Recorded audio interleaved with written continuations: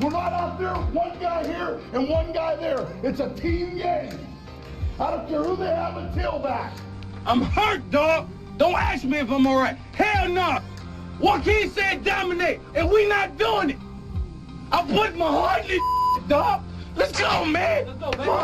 Welcome, everybody, back to the CCFL podcast, and we got the whole crew up in here with us today. We got my boy Grease. Yes, sir. Y'all know what it is, man. He can't protect you. We got Alpha, Ace, Mr. DBU. What's happening, man? And guess who else we got? We got the newsman himself and new QB for the Houston Underdogs, Mr. Sleepy Cypher in the house. Hey. What's up, y'all? What's going on? What's happening? Yes, sir. So, we I've had... been meaning to get up with this Mr. Sleepy. Hold on, Ace. Hold on, Ace. He trying to get away with it, man. And also, man, the big man himself, big bro, big none other, my man, smokinjay shoulder pads. Well, man. shoulder pads. Shoulder pads. Man. I had to take my shoulder pads off for this episode. Now, guys, we've just came out of our first draft showcase where we actually got the rookies got together.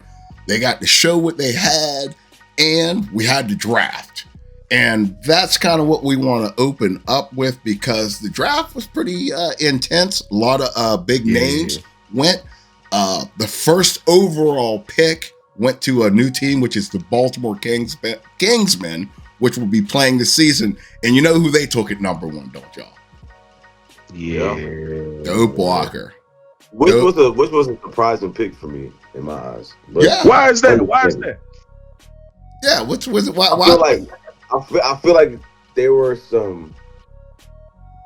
No, I can't say there were some franchise QBs in the draft, but there can definitely be a content of franchise starting QBs in the draft, if that makes sense. You know what I mean? Yeah. There's a lot of QBs in the draft that somebody could have started their franchise with, but I also know you need an O-line before you need a QB. But I feel like me personally, not because I play QB in the league, just because if I'm trying to start a team, I can get my offensive line there, but it don't matter if I got a good offensive line. My QB can't make the right call or right anything. Let me ask you something, Ace. Yeah. What if Dope is going to play quarterback there? Yeah. Dope is the switchblade. I haven't seen it. We haven't seen it, and it's a CCFL. You know, anything can happen here. So I won't be. Skill. Yeah. Yeah, he signed up for skill. Yeah, he signed up for skill. Now, Cypher, what's your you know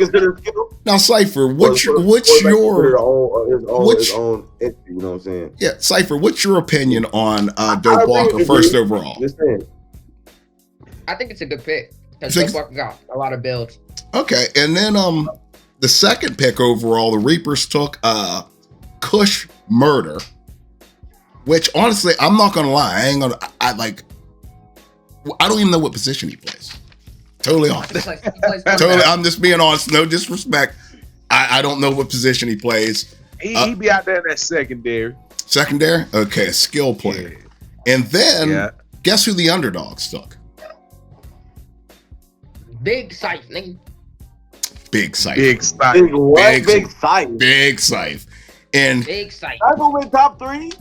Yeah, Cypher went top 3. Third overall pick. Not playing the position that everybody thinks he's going to play. He's going to be a quarterback, and we're going to see how that. We're going to see how that plays out, man.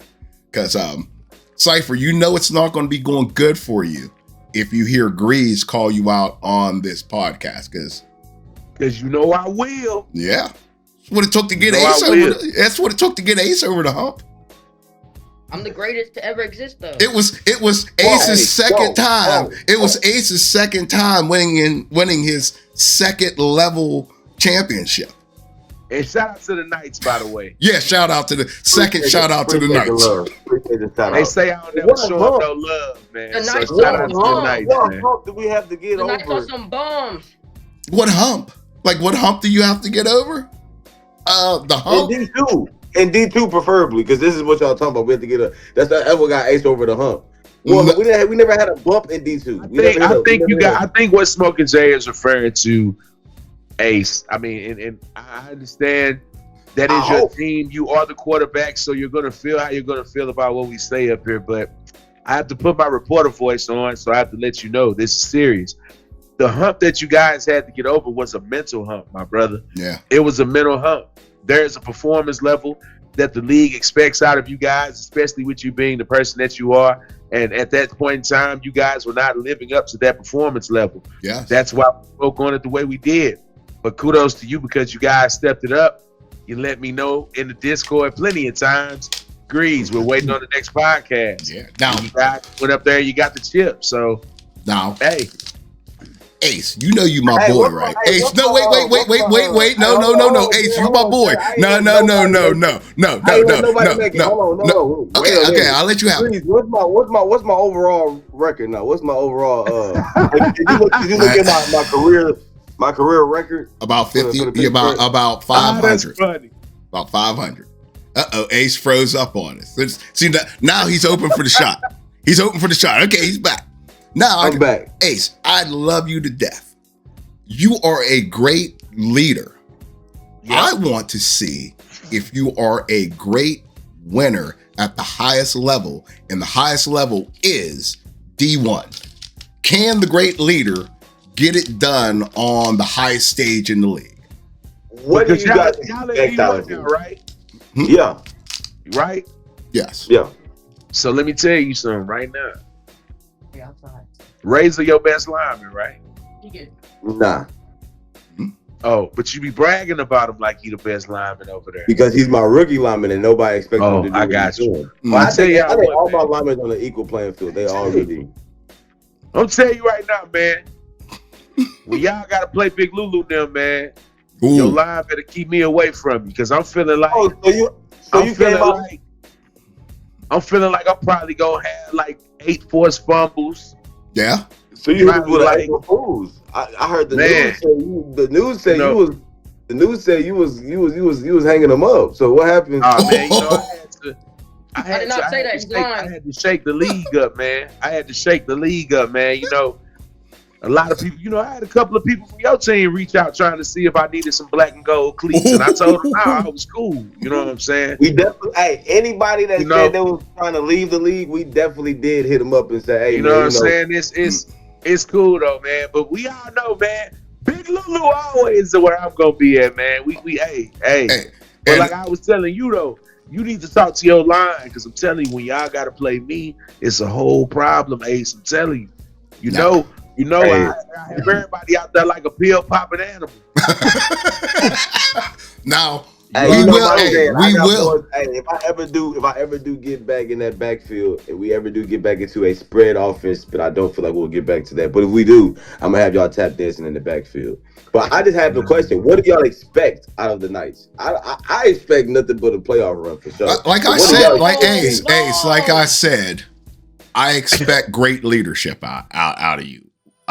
What I expect a D1 championship out of you. Nothing less. Okay. I expect nothing less out of you because honestly, you've conquered every other mountain. You've been to the D1 championship game before, like close to it. Yeah. Correct? Yeah.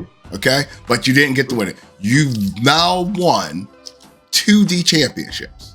Now, if you go back down, Cypher hit up on this in his article. I applaud you for that, but if something happens and you go back down to D2 and you win a D2 championship, you will not hear congratulations out of at least me. Buddy. Grease, will you wish him congratulations? I mean, his fellow, hold on, Stick guy said this on the last pod when we was talking about my quarterback Bezo. In his own words, he said, I mean, yeah, don't get me wrong, Bezo's a really good quarterback. He's got D2 hardware, but it doesn't hold the same weight as D1. Boom. That's his own words. Boom. Yep, right there. Cypher, what's your take? I want to hear. I was thinking too is that until we get over that hump or that mountaintop to get to that D1 stability, I will still forever come back home to get tranquility in D2. Wow. So hold on, I gotta hear Cypher's take. You call it D2 low hanging fruit or something? Yeah, Cypher, what's your take? Yeah, Cypher, what's your take? I gotta hear what Cypher has to say. if Alfred goes back to D2, buddy, he's a fraud. He's on fraud watch. If he goes back to D2, Alpha Ace will be classified as a fraud. Ooh. Alpha Ace cannot do anything in D1, but he always does something in D2. Buddy, if you go back to D2, if I win you are a a D1 fraud. championship, what am I considered? You are a Oh, fraud. you're in my book. You do that, you're one of the greats. Whoa, wait. Nobody. No. Hey, no, you guys can say no, Wait. but name another team that would have. Jay, Yes. I understand that 50 pennies equal 50 cents, but they don't look the same. All right. So let's hold on a second here. All right. Yeah. 4 quarters equal $1, but it don't look the same. Yes. All right. So I'm telling you, he can win all the UFL championships he want to win. But until he come in D1 and get a chip, I got a counter. and he gotta get more than one. I got a counter. You can't give him GOAT status because he wins and I'm not glazing. And here's why. Get top 3? Wait, he ain't got one. Here's why I will give him GOAT ain't got status. Because nobody has. He's totally rebuilt that team. It's not the same team. He's won, to his credit, 2 D2 championships with 2 totally different offensive lines. And if he goes into D1, and offensive style. yes, and if he goes to D1 and they win it this season, I have to put Ace up there, honestly, and probably top 3 QBs in the league, hands down. You and I both know that ring that y'all got on one side of it. It has the podcast emblem on there because you have to give us credit for even giving y'all the nitrous to even get there. Yeah. Hey, bro. The first time, all I can do is speak the facts. First time I went to D2, number 1 seed, championship. Second time I went to D2, number 1 seed, championship. Oh, why were you in D2 the second time though? That doesn't matter. Why were you in D2 the second time? You said who was or who? Or when why? Was? Why? I said why was you in D2? Why? What happened? We went 0-12. Why? And we lost some people. Why? Why did you go winless? Because we lost some people. We tried a whole different scheme, a whole different lineup. Hey, we didn't have the chemistry with the lineup we went out there with. We tried some new stuff. We stuck to it all season. Then, hey, after you said in the all season, we had some people leave. Also, prior to that, I had rookies at the spots where I was, vital for our success. At the end of the day, we came back. We went back to what we knew. Still had rookies at the spots, that's vital for our success. Trusted them a little bit more. Made great off-season picks. Yeah. Great off-season picks. At the end of the day, I had picked people that fit in my scheme. I didn't pick people that was top caliber that could have been great anywhere else. Not trying to speak down on any of my picks I picked up. I had one of my picks that sat on the bench for a whole 2 years or a whole 2 seasons and wanted to play, wide receiver. That's playing line for me. Now, and been starting for 2 seasons. Now, Ace, on the flip side of me, I've always been number 1 seed. I can see if I've been 3 or 4 and making it to the championship and having a championship run. You're not getting GOAT status. You're yeah. not getting GOAT status that easy. Yeah. Now on the flip, I don't need it that easy. I want to know. I want Cypher to tell me. I want Cypher to tell me. Hey, look, I just want Cypher to tell me. This is all I need. Hold on, Grease, and I'll let you talk. I want Cypher to tell me. I want Cypher to tell me how does his top 3 that he has or top 5 he has a top 5 in is top 5 and don't have any really relations to a ring, even in D1. See? That's not validation for me. Yeah, that is not validation. That's not valid. But what I'm saying, go ahead. Let's hear what Grease had to say. I'm saying, Smoking Jay just trying to give you GOAT status just because you won D2. If you didn't want 2 D2s, and if you win a D1, he trying to say that'll put you as a legend. I'm saying you got to do a little bit more than that, bro. For me, if you go up to D1 and you win a chip, that definitely should put you in the top 3 quarterbacks. Yes. Most def. Yes. If you go up there and you win a chip and you defend it, That puts you. Yeah. I would definitely agree with him. I got win back to back. Yeah. But you know what the cold Saying you can't be a one-punch giant. That's what I'm saying. I ain't trying to be. You can't be a giant. Pigeon been getting his respect that he just won the ship for the first time just now. Yeah. Because Pigeon has always been a contender. But here's the thing. I have always talked about flight as chokers. Hey, hold on. How can Pigeon be a contender? How many ships has Pigeon been to? Championships. One. Yeah. One. How can he be a contender if he's always been a contender? He's only been to one championship. Hey, how many championships have you been to, buddy? Two. Yeah, and Three, buddy, you're fraud. Three actually, Cypher. I've been to three. I've been to three. One in D1 and two in D2. And Pigeon only been to one. Bezo only been. Hey, hold on, I ain't done because I remember the list, bro. Bezo only been to one as well. Boss only been to one as well. So what are we talking about? Well, but hold on. When the first time that Bezo came in the league, did he win the chip the first season he came in the league? Yes, he did. Yeah. All right. I'll give you that. Yes. All right. Now here's hold on here, Ace. Ace, hold on. Here's the other side of that slippery slope with me giving you GOAT status. If you go up there, and for any reason, if you return to D2, I don't know if there's any get back from that. You would literally have to win 3 championships in a row at D1 for me to consider, because that, like, if you go up there and you don't stay.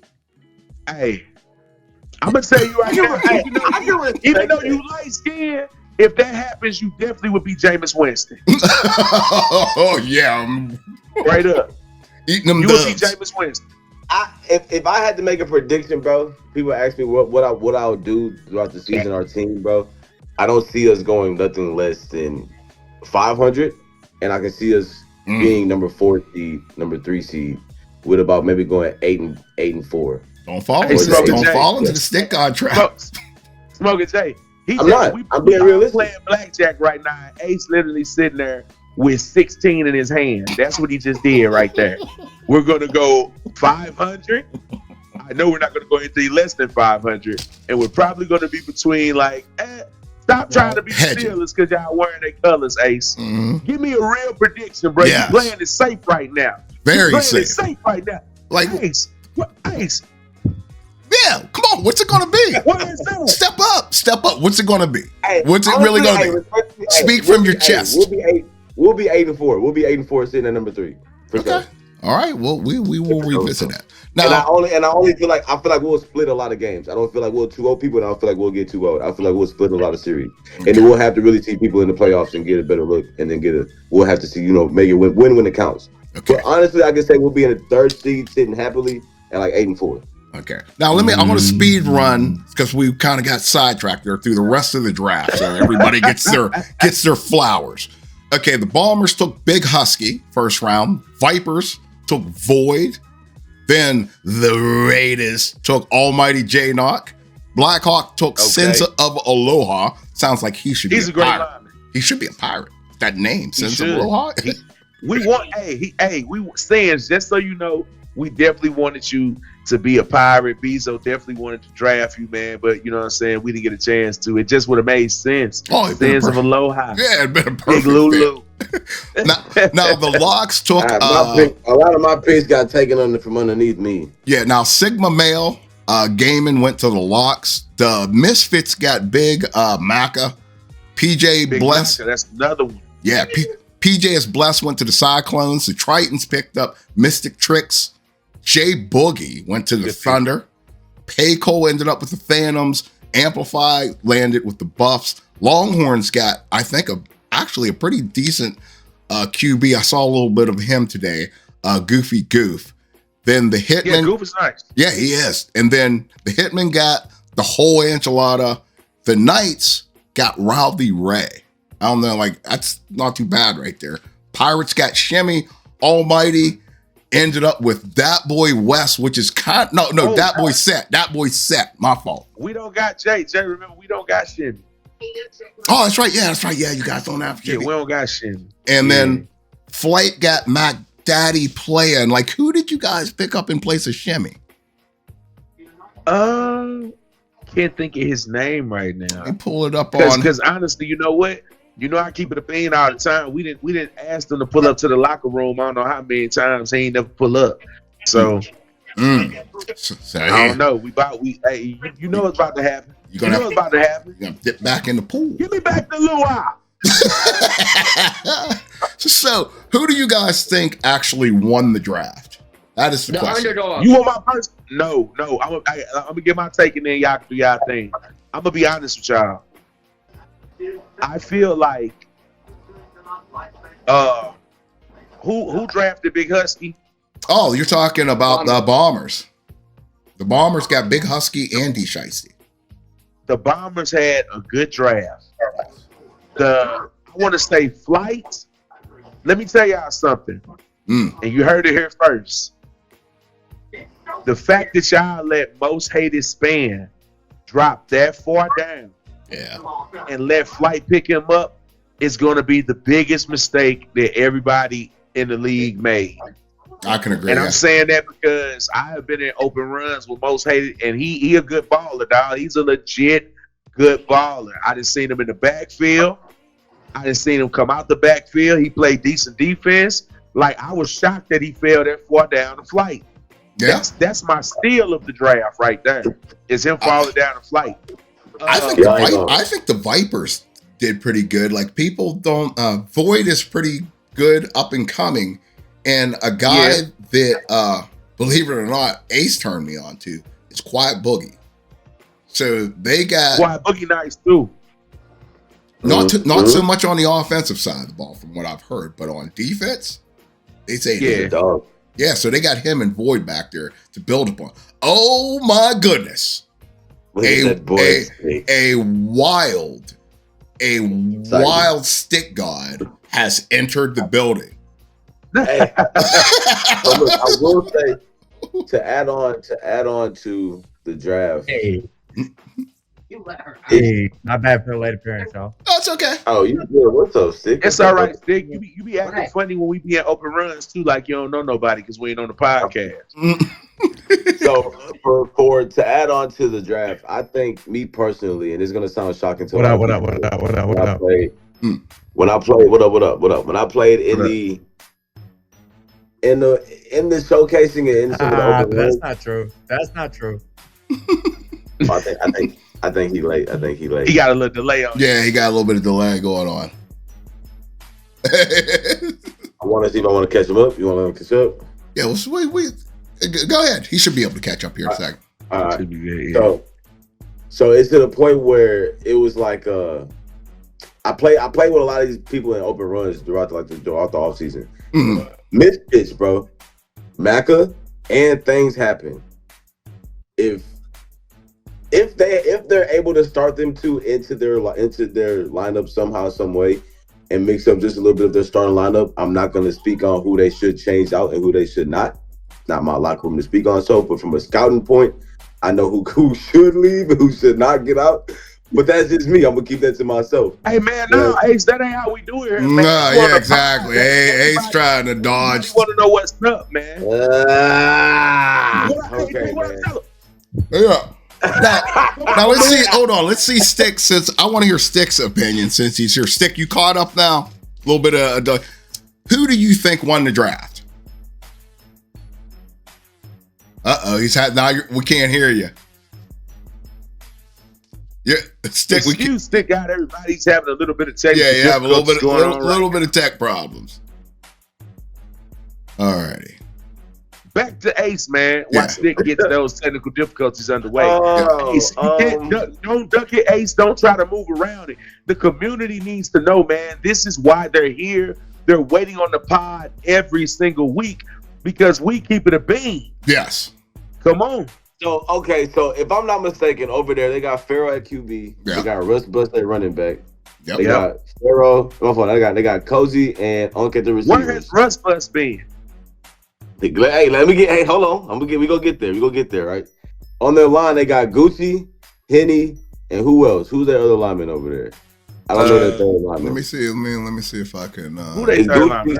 Gucci and Henny and somebody. I can't think of the third one. Hold on, I'll give you their whole lineup. It's not It's Dog Gucci, Walker. You know what? Pharaoh, It's not Dog Walker. Unc, Cozy, Gucci, Mangoes, Henny, C4. Mangoes. Maybe Mangoes. Sweaty Mangoes. That might be it. Which is Now- a wild name. But here's the thing. The two things you picked up. You picked Which up a is a lineman. wild name. You picked up a lineman, and then you backdoor and you picked up a running back. Yeah. Now, I'm about to show my hand a little bit, but one of the picks I was picking up. Things So, happen. You're damn right. She Oh was yeah, my lady. things happen. Yeah, Coach told me. Things about happen was my that was my second pick right after Rowdy. I'm not gonna lie to you, bro. Roddy was getting picked up. I knew Roddy. Hey, if anybody that's been here for all the OGs that know who Roddy Ray is, y'all know I got a steal of a diamond in the rough in the draft because he's been forgotten about. He's been gone for so long. Yeah. But things happen was my other pick.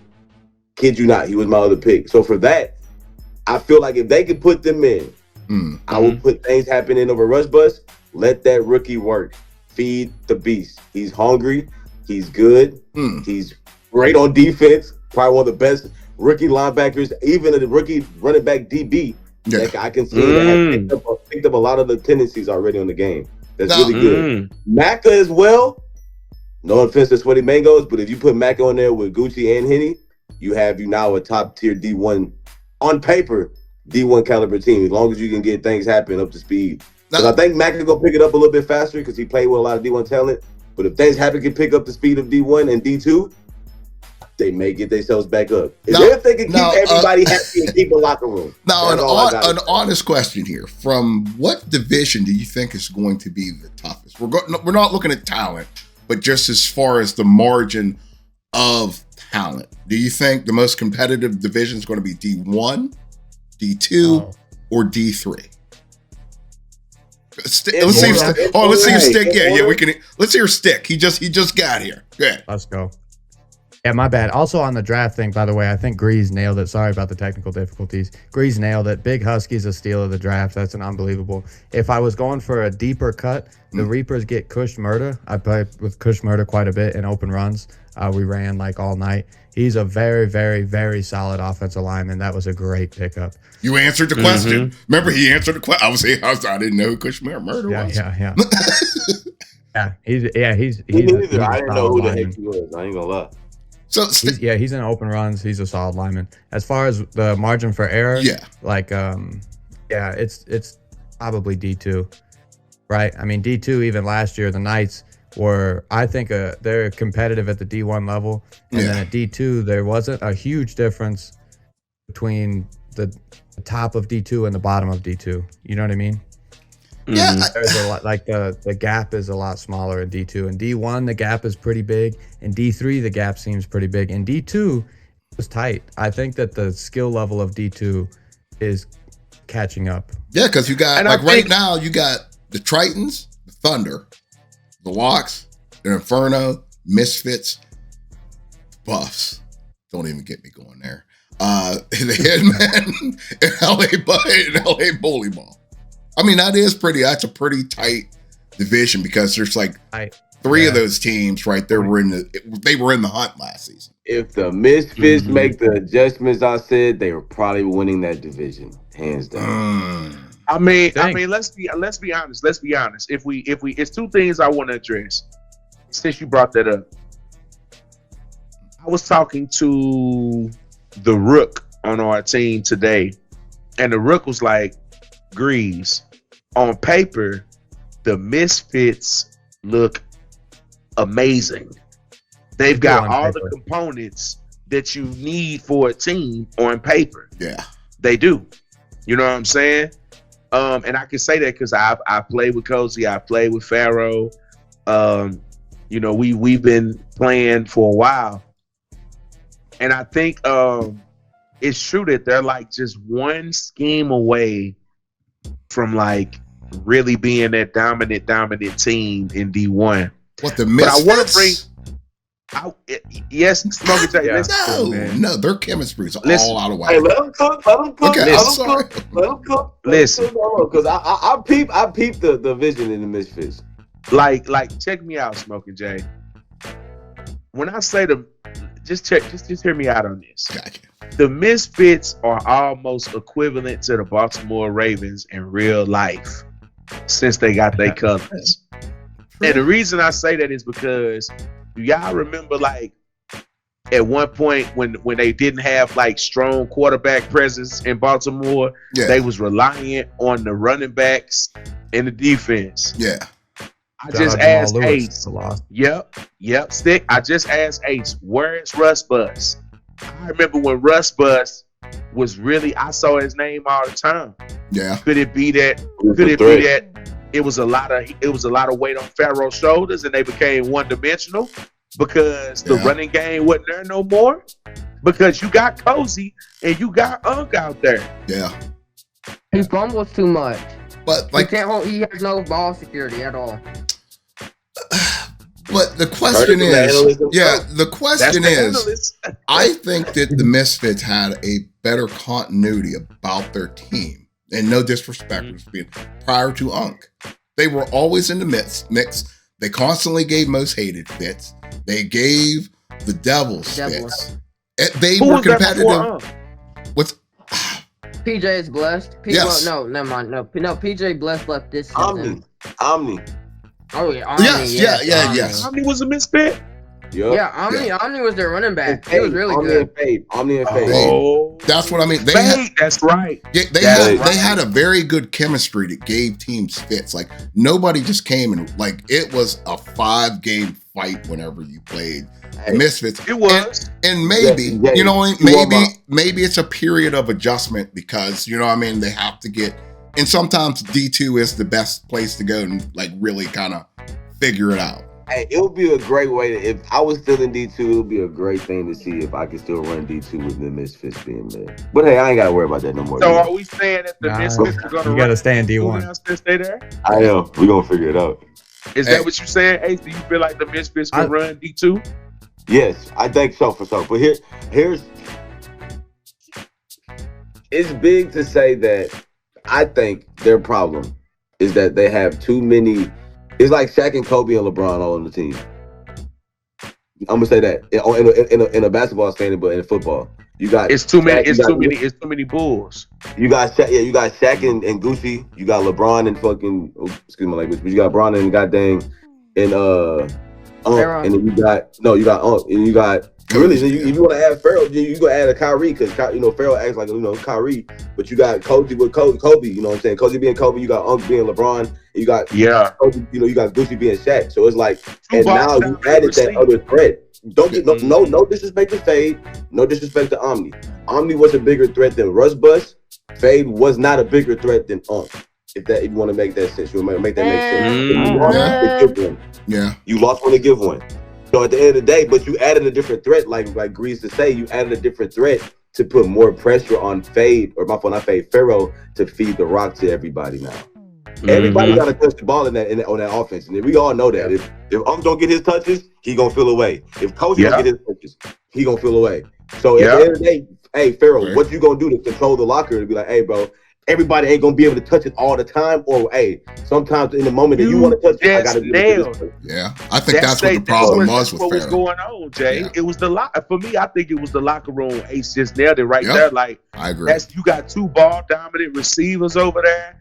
You got big egos on the line over there with the linemen. Like it's a lot to deal with in that locker room over there. You know what I'm saying? Yeah. And that could have led to Pharaoh because like you're not playing like yourself because you feel like, okay, well, I got to get the ball to Unk. Okay, I got to get the ball to Cozy. Okay, instead of him just going back and playing his game, you have that added pressure of, I'm not thinking about getting a first down. I'm thinking about getting the ball to individuals. I think sometimes too, when you have a dominant receiver like Unk. Go ahead. A dominant receiver like Unk, you're reliant on Unk. You know what I mean? Yeah. So if it's third and long, you're not thinking of the best play. You're thinking of, all right, I'll throw this up to Unk, which will be more successful at the D2 level, but at the D1 level, it's like, all right, well, they know it's going to UNC too. So, and they throw a lot of turnovers because of that. I think that, and then because they lost Omni, and Omni's like a really good back. He's really, really good. Took the Cyclone. The safety has to slide over. Yeah, like right away at the D2, and they were dominant. They had a lot of help too. I mean, it's not like it was just Omni. Yeah, I'm not gonna give it all the Omni, but yeah, yeah, for sure.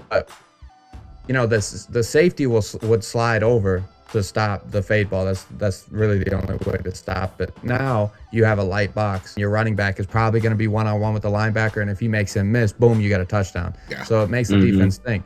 With Russ Bus, they have not been able to make the defense think. You know what I mean? They're like, nah, the linebacker's going to cover this. The safety slides over top of Unk, and now what? Yeah. And it's like, oh, you're right. We're kind of boxed. Not trying to put all the pressure on Pharaoh either, but sometimes Unk and Coach, you got to realize, like, hey, bro, Pharaoh, we trust your judgment. You just make the call. We'll do what we got to do. Like, it's not all pressure got to be on Pharaoh to be like, I got to put the pressure on these balls. I get the ball into everybody's hands. Sometimes your receiver got to be take a step back and be the Steve Smith to the Ted Ginn or the Ted decoy. Or you can just be the decoy. Hey, Unk is the perfect decoy sometimes on those 3rd and 4th and long sometimes. Like where you know what I mean, you should look at your other option. Not saying always, but just every now and then. But Smoking Jay, you can't be the decoy if you always want to be him. You can't. What you talking about? Him. He's just having it more. He's just having it more. Based on my interview with Unk that is on, like, I posted on the news, it seems like Unk is a very, like, team supportive character, but also I feel like he's also, like, kind of self-centered because he does said that, like, if, like, I can't quote the interview, but I feel like he does feel like he needs more touches. I feel like he thinks that, like, if he gets more touches, they'll win. But also, Russ Bus has not been a good.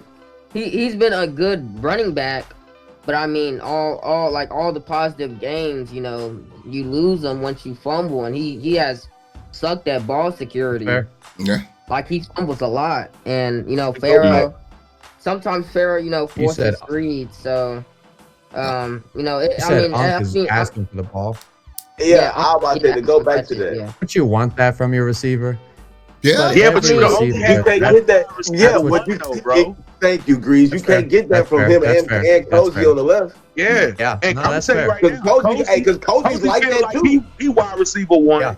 I feel like he wide receiver one. Yeah. And Cozy, he's just like CeeDee Lamb and I'll give you anybody who's old enough to remember the Misfits, and it's ironic that they wear the same colors. Remind me of that early 2000s Minnesota Vikings team where they were just loaded with Chris talent. Carter and Randy Moss. Yeah, they were loaded. And they had Robert Smith at running back. Randall Cunningham. Yes. And then after Randall, they had got Dante Culpepper after that too. But they could never. But Stick, tell me more. They could never get over the hump because there was never. That's fair. But if you remember, they went 15-1 and missed a field goal.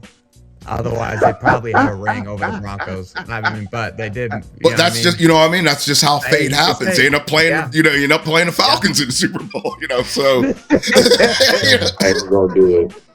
But I'm about to go grab that bucket hat on y'all. Now, let's talk about the D1 runners up, because I think we'd be in great error if we didn't bring them up. The Almighty, you know what I mean? They were very, very close to finally getting over that mountain. They've had, season after season of disappointment, just missing the playoffs, and then finally to make it in there. And I mean, winning in dominant style in the playoffs, you know what I mean? But then they get to the championship game, and it's, ooh. If you guys didn't watch the D1 playoffs, you were missing out. If you follow this league, dude, the D1 playoffs were so much to watch. And so with Almighty, what happened in the divisional round was the Pirates have the better line and Wandsbacker, right? So they just kind of relied on a go ball. And then it came championship time. Okay, well, that go ball is not going to work. But it took them too long to adjust, and maybe by the time they were adjusting, game 2 or game 3, the series is 2-1 or 3-1. Morale is down. You're like, man, things aren't going our way. Every time you one fumble, big you're like, play and then morale is cooked. Yes. it's true. Yeah. Now, do you think Almighty will be back? Stick telling the truth, man. Yeah. He telling the Yeah, truth. yeah. So you think Almighty will be Dynamic. back this season? Will they be Yeah, back they in the are. championship? I Doubt it. doubt it. Who's knocking them out? Who's knocking them out? yeah. I mean, the Devils. I mean, it determines. I mean, if they go against Flight, the Devils.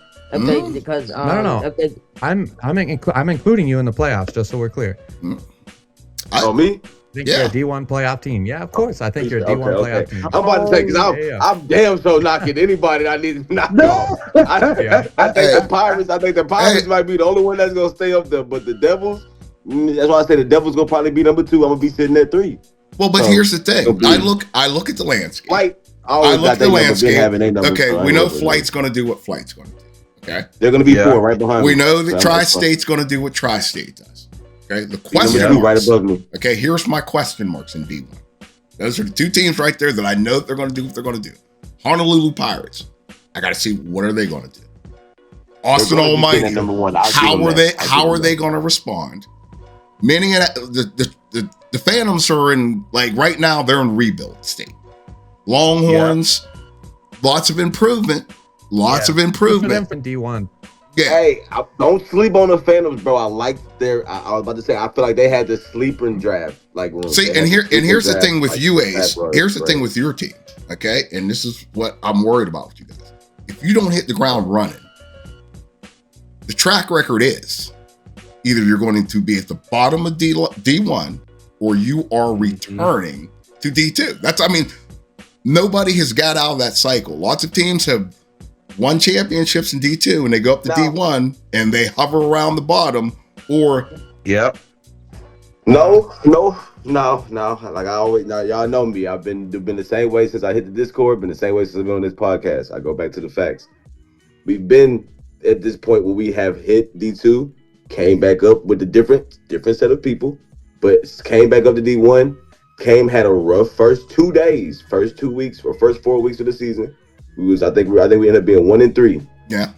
End up being 7-7 and making the playoffs right after coming up with D2. So I say all of that to say that it doesn't really matter for us, for the Knights, if we hit the ground running or we hit the ground soft. What matters is how bad we lose if we do lose week 1, and how we win if we do win. Ace, I want to see a team change that narrative. I want to see a team one time return to D1 and be just as dominant at the D1 level as they were on D2. Hey, Yeah, I think that the Knights can I'm get gonna tell it you done. this. It's gonna be up to my rookie for me. My rookie that I picked, my rookie running back, Holidays. If I can get him to get his stuff together, he gonna be making or breaking this. If I can get him right on the train, we good. And there's gonna be a lot of pressure to be put on a rookie. But he asked for this, and I said, "Hey, bro, I trust your judgment." He came in, the family took him in as a brother. It's all love, and we've been rocking ever since. And I think the league might get scared of him. I'm not gonna lie, That's bro. what's up. But The team is- correlation from D1 to D2 just doesn't fit. And I'm saying that because the correlation of D2 skill level and D1 skill level, they're so different. And even though Ace has been in D1 multiple times, I mean, he's made the championship one time.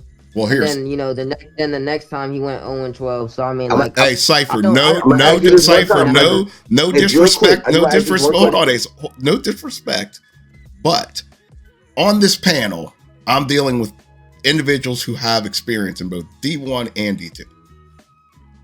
You are void of that experience.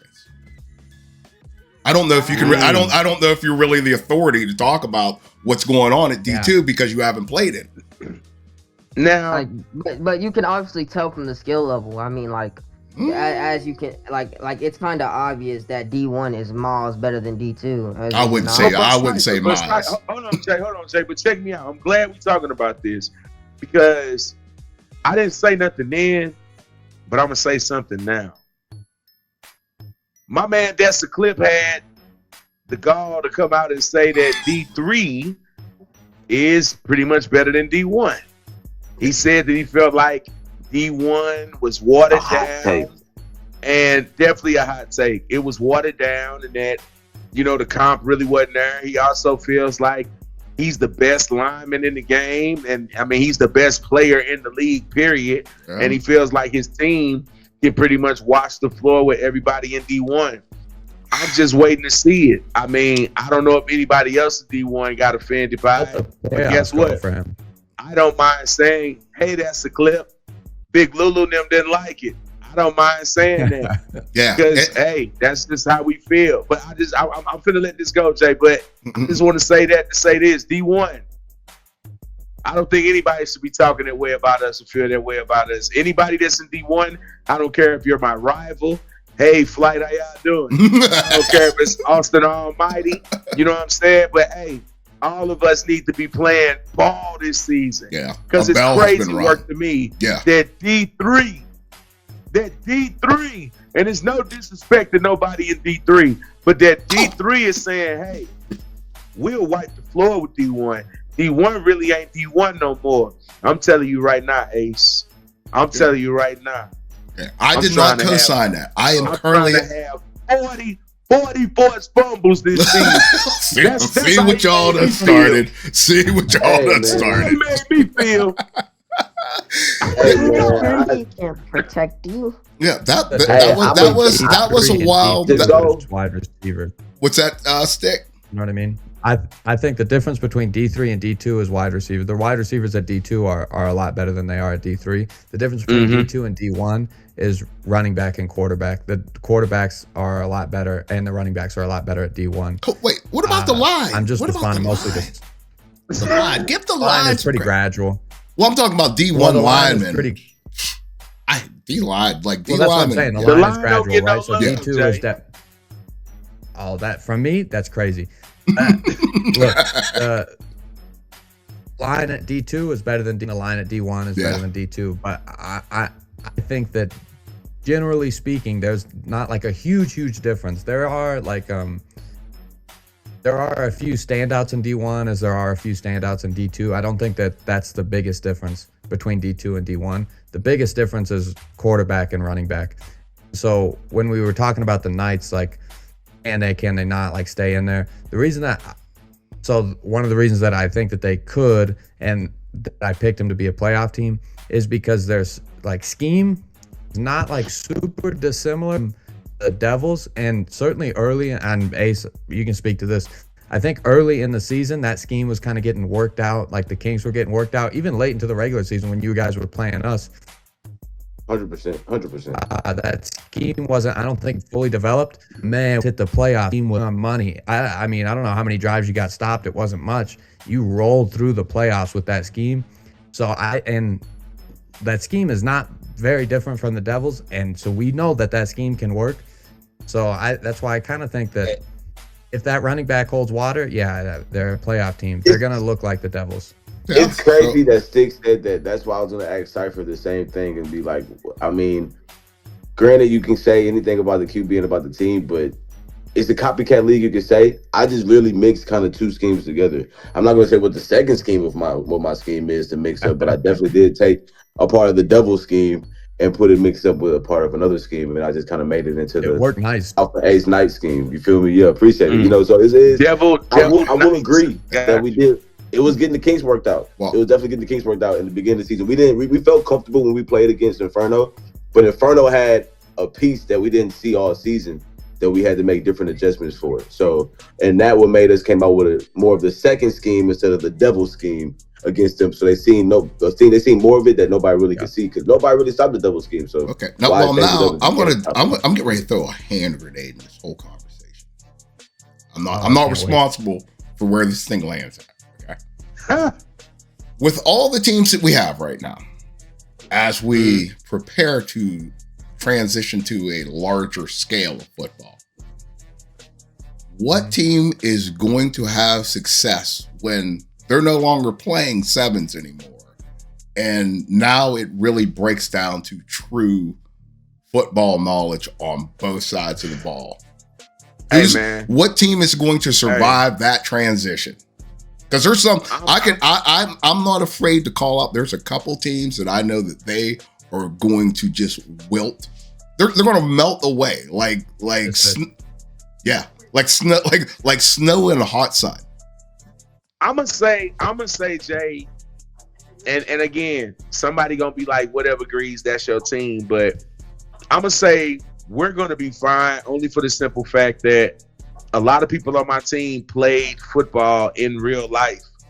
So like we know about gap assignments. We know about how to go block. I mean, before they even put the combo blocking in the game, we're still being in the right place at the right time. And it's something where like we don't have to have in-depth conversation about it. Yeah. When it comes to 11s, everything is going to be a lot faster. It's a lot more chaotic.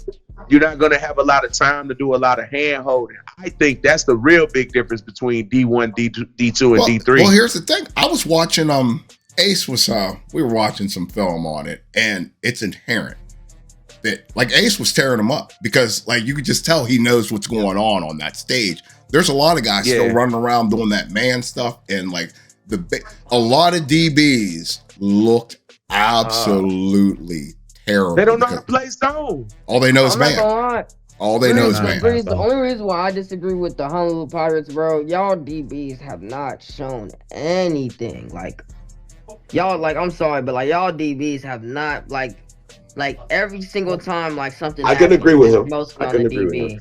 Like that's why Alpha X was looking like that because y'all DBs have been looking. We've lost the go balls. I mean that's nothing that we shied away from. You haven't played the Pirates yet, though. You haven't played the Pirates yet.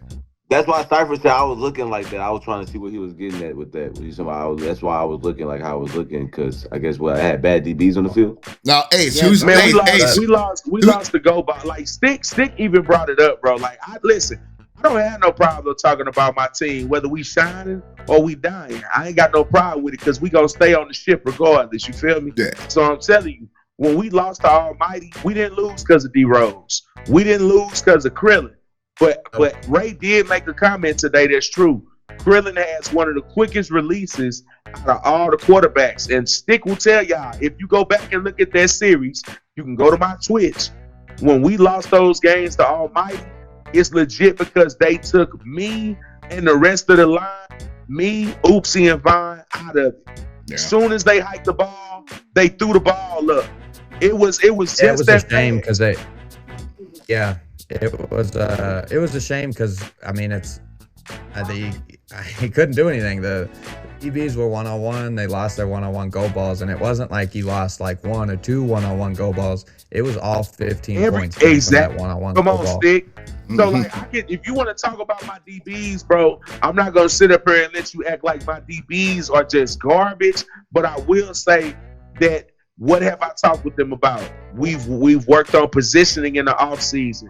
We're not going to be one of those teams where we want to blame everything on the game. Yeah. There's so many people out there that want to blame everything on skies and everything else. Nah, bro, we're just working hard. Now, once again, let's get back to the topic. So are they going to be able? So they're going to be able to make the transition? You think over to 11s? The Pirates, most definitely. Okay, most definitely. Ace, what team do you think is going to have the most success transitioning over to 11s? The most success?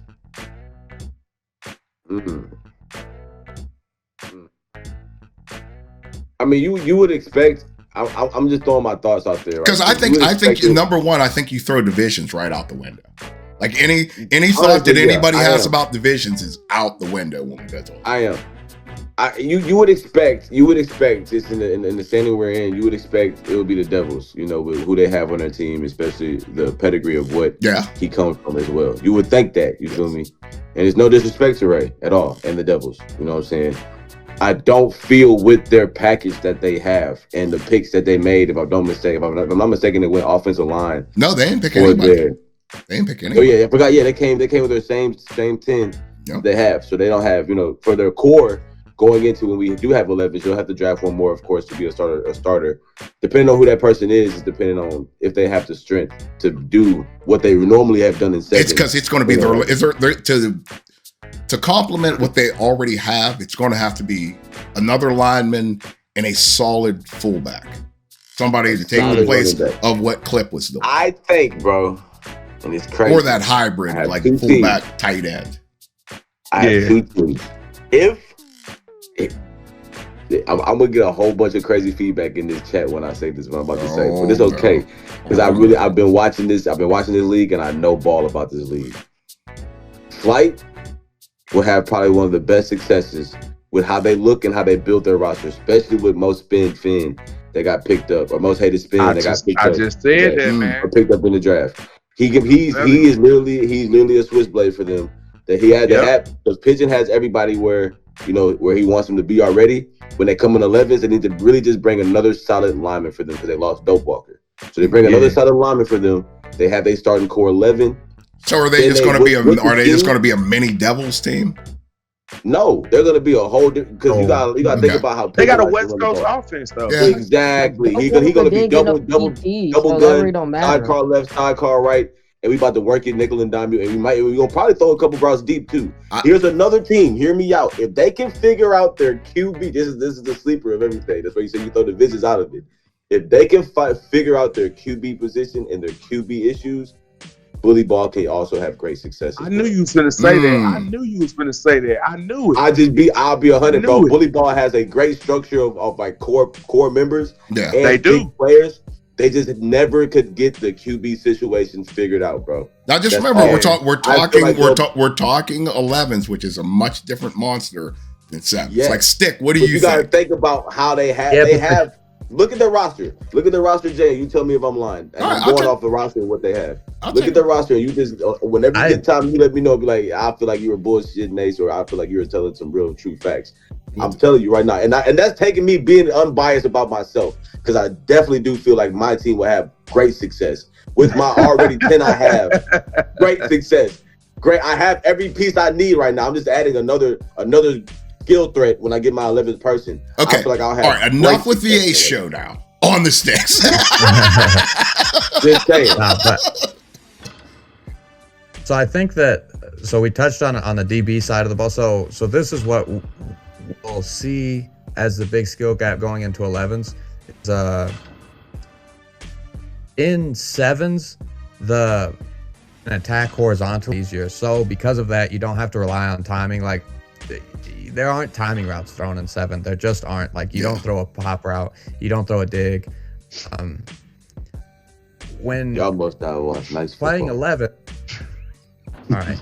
I mean, we throw pop routes too, but if we're being honest, that's not like that's far from the meta of 7s. Yes. Yeah. Right? I'm Okay. just messing. Yeah, fair.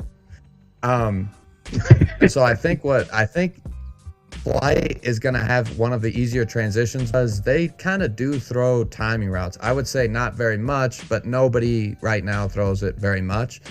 But I guess you're considering jump balls timing balls.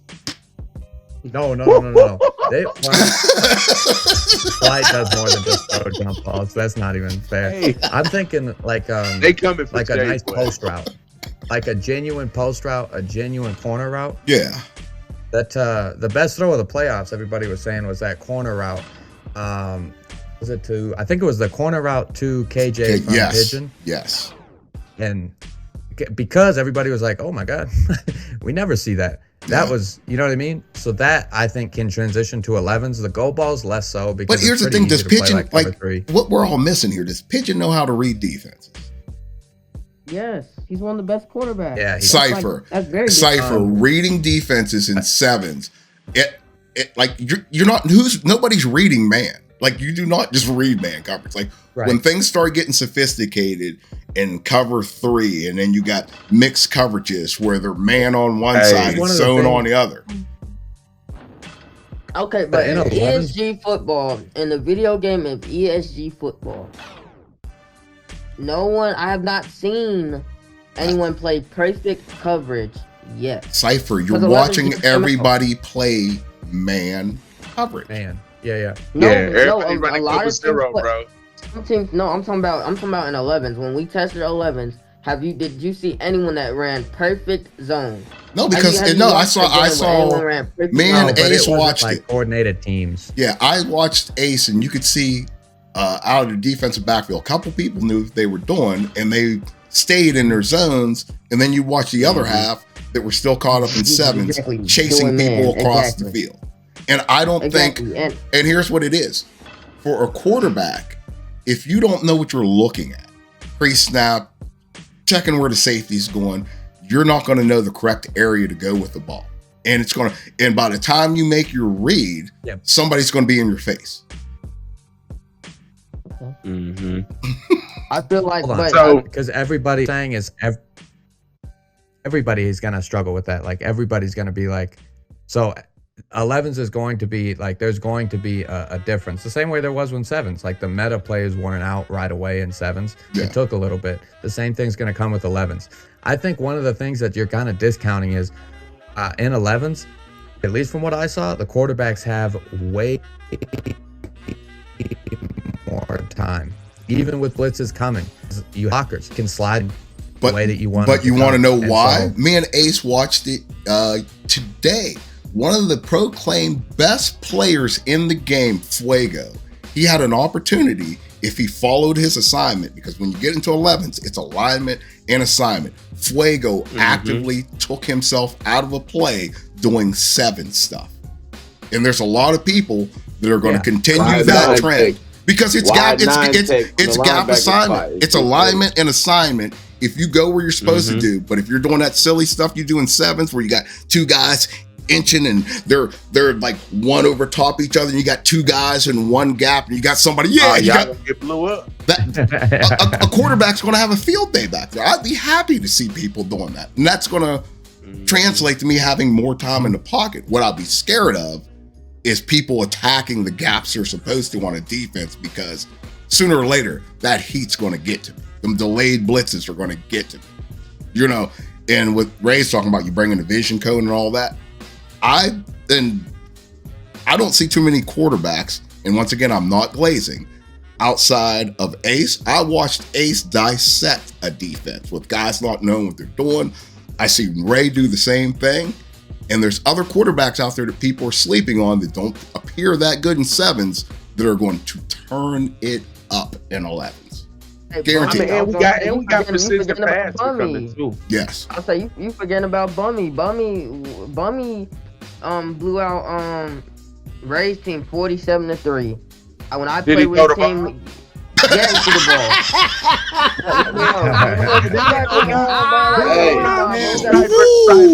Cypher, you Ace know it, Stick God know it too, bro.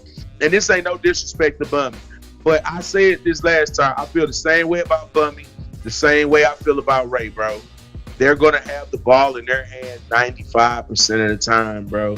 They finna scramble, they finna run under center through the A gap, they finna do some type of boot out. That's what it is, bro. They rarely throw the ball.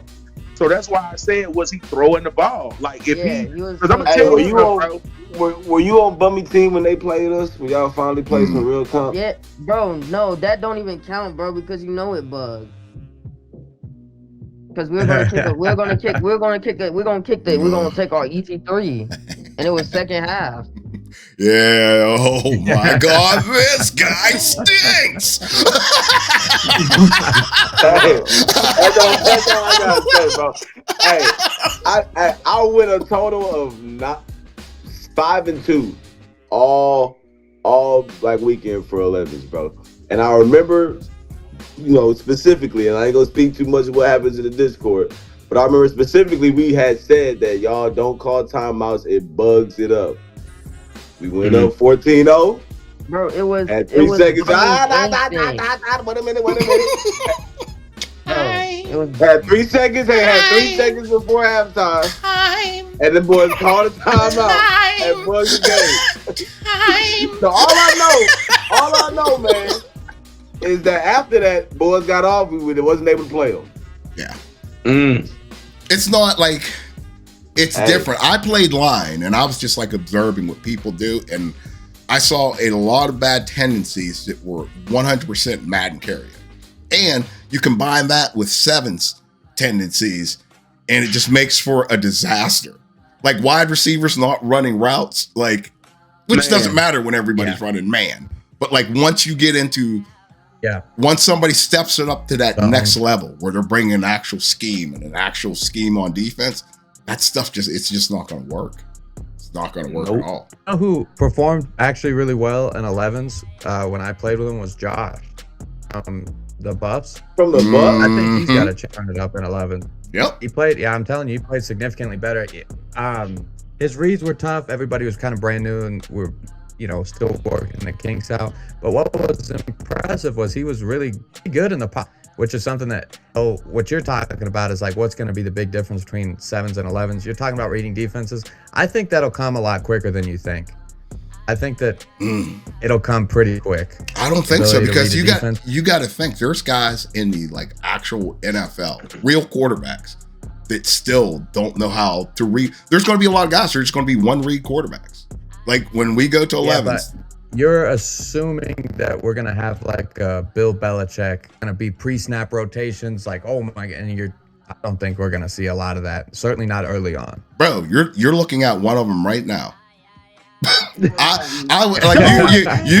can ask Ace. I was just looking at what was transpiring on the offensive side of the ball, and I was just laughing because I'm not even trying to brag. I think it's going to be easy to shut down a lot of these offenses from what everybody does. A whole bunch of Cam Newtons out there smoking, Jay. Yeah.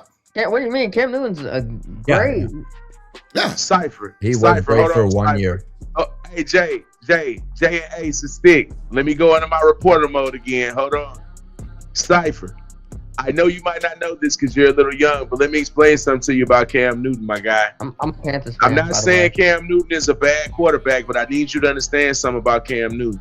Cam Newton could not read defenses like that. And also, he also had to have his offensive playbook condensed down to between 3 to 5 plays, bro, because he could not handle a huge offensive playbook like that. So what am I telling you? I'm telling you that you have another run first, one read throw quarterback, and that is majority of the quarterbacks that's in the league. Yeah. Yes. And like I'm telling you, but when the defense forces you to make the second read, you think quarterbacks are going to stick with it? I think that quarterbacks will make the adjustment. I don't think that once we get to 11s, I'm concerned about receivers not knowing how to run the right route. Thank you. Yep. And I'm concerned about DBs not to pass zones off. Yes. I'm not super concerned. Are you concerned with them not running the right route stick, or are you concerned with them not utilizing the route tree? And what I mean by that is, but that's running the wrong route, isn't it? Well, yeah. I guess, or we could call it, or what I call it, looking for the green. That's what I call it. Yeah. Okay. Like that's gonna be the difference maker for me when it comes to 11s with wide receivers. Like, who knows who's gonna be able to look at that defense out there and see where the soft spot is and just go there without having to say anything to their quarterback. Yeah. That's gonna be the difference for me. And route combos settling down. Yes, there you go. Route combos to get wide receivers open. And it's like, what quarterback is going to be able to process that information the fastest to get to the right guy that's open? Because sometimes it takes a little bit of time for that wide receiver to find that soft spot in that zone. And there's also a lot of games that go on in the backside, trail coverage, your disguise and stuff. It looks like something at snap, and then post snap, it's a totally different look, which messes up QB's read. How do you think the run game translates in 11s? That's going to depend on the line. I saw like that halfback direct and trying to get outside, not work in 11s. Yeah, exactly. That's what I'm saying. But Stick, you want to know why? Because I'm showing my age again here. When I see these linemen out there that don't know what they're doing, guys, it takes me back to the old school football game, Jay, that our parents used to buy us from the store, where we used to use a balled up piece of tissue paper for the football and put it in the guy's arm and hit the button on the side. And ooh. Yes. Because that's how the linemen look out there, Stick. Yes. They don't know what they're doing. No. They're blocking the wrong way. Yes. Plays where you run traps, passing off guys, scoop blocks, all fold blocks, all of that stuff starts coming into play to have an efficient running game. You're still going to have your fuegos that are going to make their one cuts and find daylight. You know what I mean? And your Yams. Which I think Yams is gonna be great in the 11s. Yeah. True. I think I'm not opposed. I'm not any, opposed to running that. back, like Jay said. I think the meta for I running think backs Hoodie will Zay gonna be Terrell crazy in Davis the types. 11s. I'm not opposed. Yeah, I could see Okay that. with that. Yeah. Yeah. I'm on. Yeah, Hoodie Zay a sleeper. Hoodie Zay a That's right. sleeper. Hoodie I'm Zay, okay with hey, that. Hoodie Zay gonna be perfect, bro. He gonna be that. He gonna be that like that Darren Sproles, Philip Lindsay. Well, here's one Out the thing, backfield. and I will take this. Ray Give him the said, ball, let him go. Ray said this, and I don't know who was in Discord when he said it. The difference in 11s, it's not going to be talent. It's literally going to be who can outthink the other team on the opposite side of the field. Chestnut checkers, baby. Yes. And I think because like in 7s is more of kind of like Sandlot, where like if you do have a little bit more sophistication, of course you're going to have the bonus. But I don't think that you can have that same approach in 11s because there's way too many like moving parts. If somebody's not like being gap sound, that's a problem. Well, are you gonna have a running back What's that's that? gonna blitz all game? What's that? Are you gonna like? I was gonna ask Stick this. Like Stick, what about guys that play running back that all they do is just blitz all game in 7s? They go to 11s. I mean, I wish you would try to blitz them all game. That's slant city. I watch that too. Like it's an easy read for a quarterback. If you're a one read quarterback, if you have 3 linebackers screaming every play, it makes for easy throws. Oh yeah. But the comp's going to be tough for us. Do you come with a fullback? And if you come with a fullback, that means now you know 4 wide receiver sets are kind of out of the option. Yeah. I'm about to put a lot of these coaches on up to speed. Hey, I'm coming with 1 wide receiver. Stick. You gotta think about it. Hey, listen. Hey, hear me out, y'all. Hear me out. Y'all gotta. Hey, I'm about to really put y'all on game that a lot of these teams probably ain't thinking about, but I surely am. And this is where the flights. That's why I say flight is really gonna excel. On offense, how many linemen do you have? 5, right? Yeah. Mm-hmm. Okay. On defense, how many linemen do you run down? 4. Or it depends. I mean, it depends. Yeah, exactly. Yeah, you could. But if we're running it if we're running it with the line we're always coming in with, or the lineup we're coming in with, we'll always run it with a 5 down front. But in the game, it's more than a 4 down front. So our lineman is going to always be put out of position. There's where your Splagagas, your Mike Jones, your Tiger Prides, your Mark the Reapers come into play. The tight end builds, the builds that can play DB and can play the old offensive line. See, but then that's what? Yeah. Hey, hold on, Jay. I heard you on that, Ace, but guess what? You also got people like, I'm not even gonna throw myself out there because I don't want to turn into the Ace show. But you got other ends out there. You have other ends out there that we actually do drop back in coverage. Yeah. We actually do call out when the tight end is releasing, and it's a communication thing. You know what I'm saying? There again, it's chess, not checkers. Yes, and if somebody's gonna go heavy on me like that, and it's one of the reasons why I love running a 4-2-5. And out of 4-2-5, you're starting to gas me. I'm gonna turn it into a 5-2. And then I'm just like, okay, let's see. Okay, now I'm going to force you to. It's dangerous though, Jay. Like you gotta have honest to God, that 4-2-5 is like, that's the defense. Yes. But you gotta have the right personnel. Yes. And then you also gotta have fundamentally sound people running that 4-2-5, bro, because it is legit. I'm just as good as the man next to me, for real. Yep, 4-2-5 swarm. That's what I have been educated in. I love the 4-2-5 swarm defense because you can get so many like different looks out of it, and you can basically bait an offense. Good linebackers. Yes. Hey, 4-2-5, 4-2-5, 3 high. You got to Stick. It's all about the. You about to be rotating like a mug. That's right. You better not have no tendencies with snapping the ball, because if you have a tendency of snapping the ball on a certain count, you might as well say your tail is grass. Yeah, somebody's coming to blow it up. Yeah. Hey, we rotating. Tonight's rotating.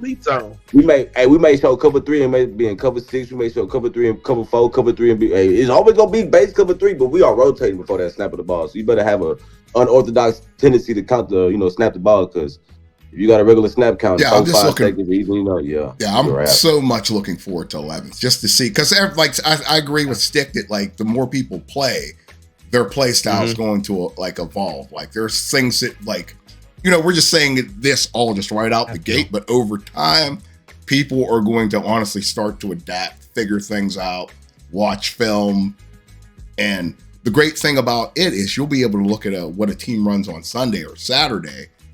You might want to try to incorporate that into your offensive play style or defensive play style.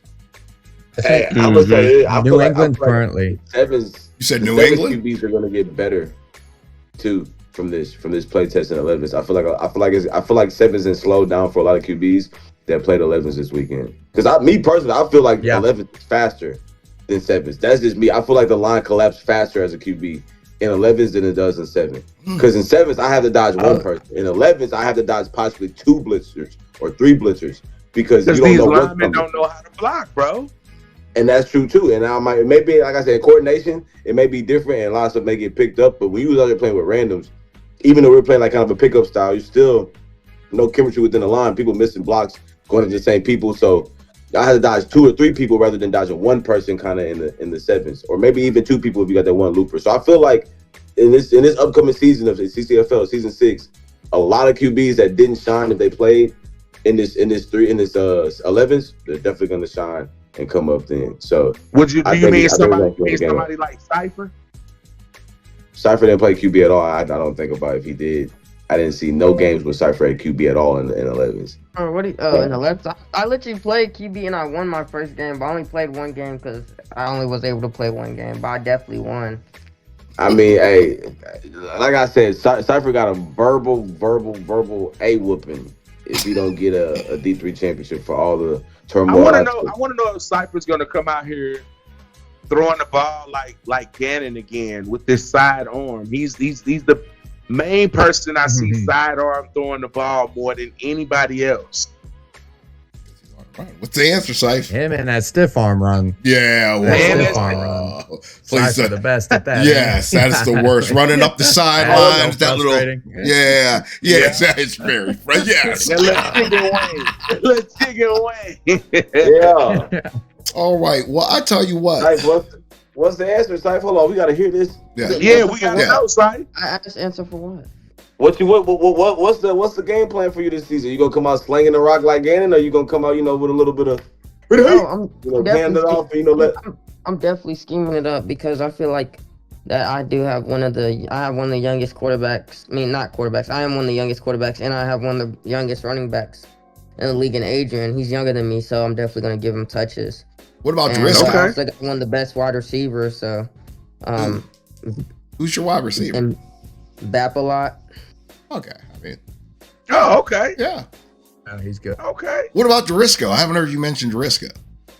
I mean, me and Jariska have been talking about teaming up Great together. question, Jay. and I think a lot. I like Jariska, bro. I be in his streams a lot. I'm relying on him. So I got a question.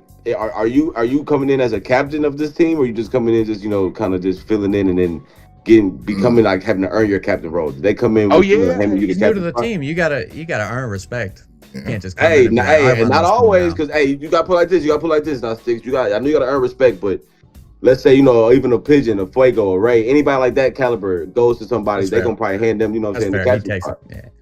You know what I'm saying? So if you say you that man, you that guy, and you the number 3 pick, and they ain't really had me personally, no disrespect to the underdogs, I don't see any leadership besides Mac Jones in that locker room.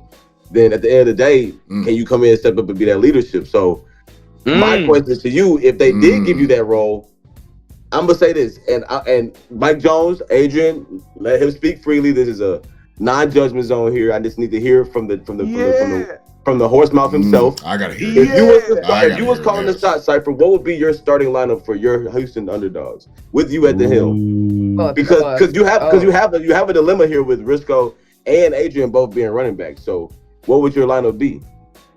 What would my lineup be? And I just gave out the disclaimer that they can't really hold this above your head. I said let them talk freely here. You know what I'm saying? I'm just trying to hear it from you. I would definitely see what's gonna work. I watch film. But like my dream lineup, which I've played with before, Boober, he's a kicker, so he's always gonna start. J Money, he's backbreaker, forces fumble, and Tim's our edge rusher. He's really fast. And then to get to our skill positions, I think that it's very interchangeable, but my wide receiver one is definitely Kerbap. Plute Shiesty's pretty good. But it would just like determine like how if like that team sucked at run defense, then we might do double running back and Kerbap as the wide receiver. Or we might, or we could just, we change. I feel like I want to keep Mike Jones' system intact, so we change it up and we just don't have like only one person on the field. I want everyone to get a fair amount of play time. Hey, what does that line do? Because it looks like you got Boober, MVM, and NFT on that line. It's not MVM. You running from the question. I ain't get a sustainable starting 7. MVM is the linebacker. I didn't get a sustainable starting 7. I'm just gonna run this by you, Cypher. The Knights, once we figured it out after week 3 and 4, starting lineup didn't change. No matter who we play, whether they're good at run defense or not, starting lineup didn't change. So that's what I mean by your ideal of your starting lineup. You're running from the question. I don't have a sustainable starting 7. I'm hearing Plute Shiesty, Kerbap. I didn't hear even probably one of the best DBs receivers you got on your team to start in the lineup. But I'm just, I know you asked him about Jurisco. What he gonna do about Jurisco and the other gentleman? We didn't even get to the running backs yet. He ain't even said nothing yet, man. I feel like he. Hey, on the list here, Driscoll's listed as a reserve. Yeah, it's because Jurisco, he's not available all the time. He's because he streams and he goes out of town and stuff like that. So prediction for you, Cypher. What are you guys going to do this year? What is your record, honestly? Well, Mike Jones told me not to be so cocky, so I'll say that. Man, you know what? Freak that. We're gonna win the division, baby, and we're gonna win the chip.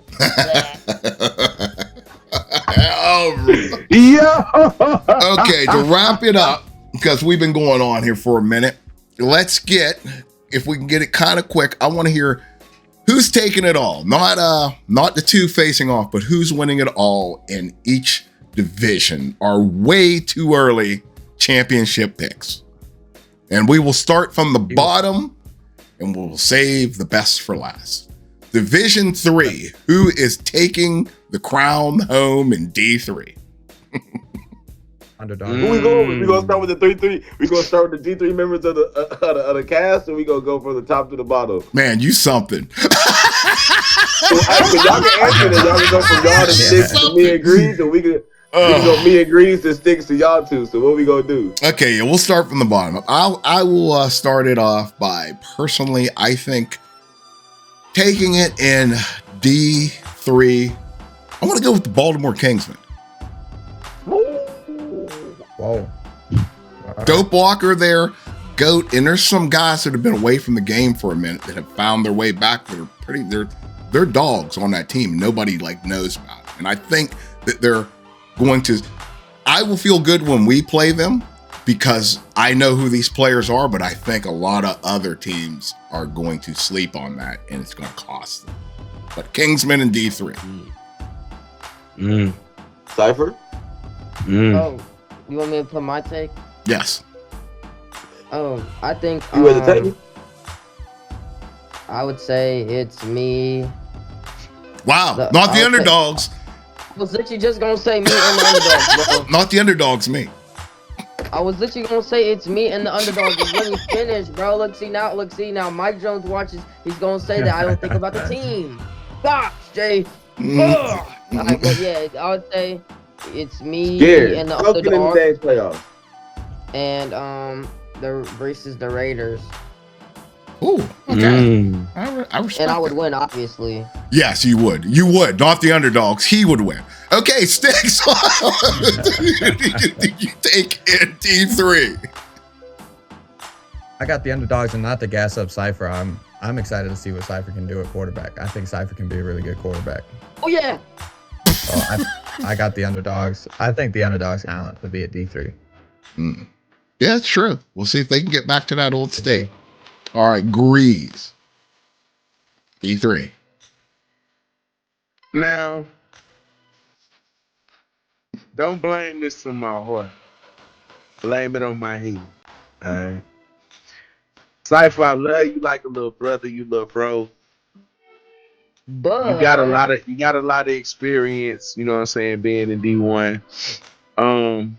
But I kind of gotta lean on what Ace was saying. Like it takes a lot of dedication and leadership to be at quarterback and to lead a team, because you got to be able to stay poised whenever, you know, things aren't going correctly. You know what I'm saying? And I'm not saying you can't do it, but that's a lot of pressure. You know what I'm saying? It's a lot of pressure. I think you're definitely going to make the playoffs, but I'm gonna have to go with what smokinjay went with last season. I'm gonna go with the Blackhawks, man.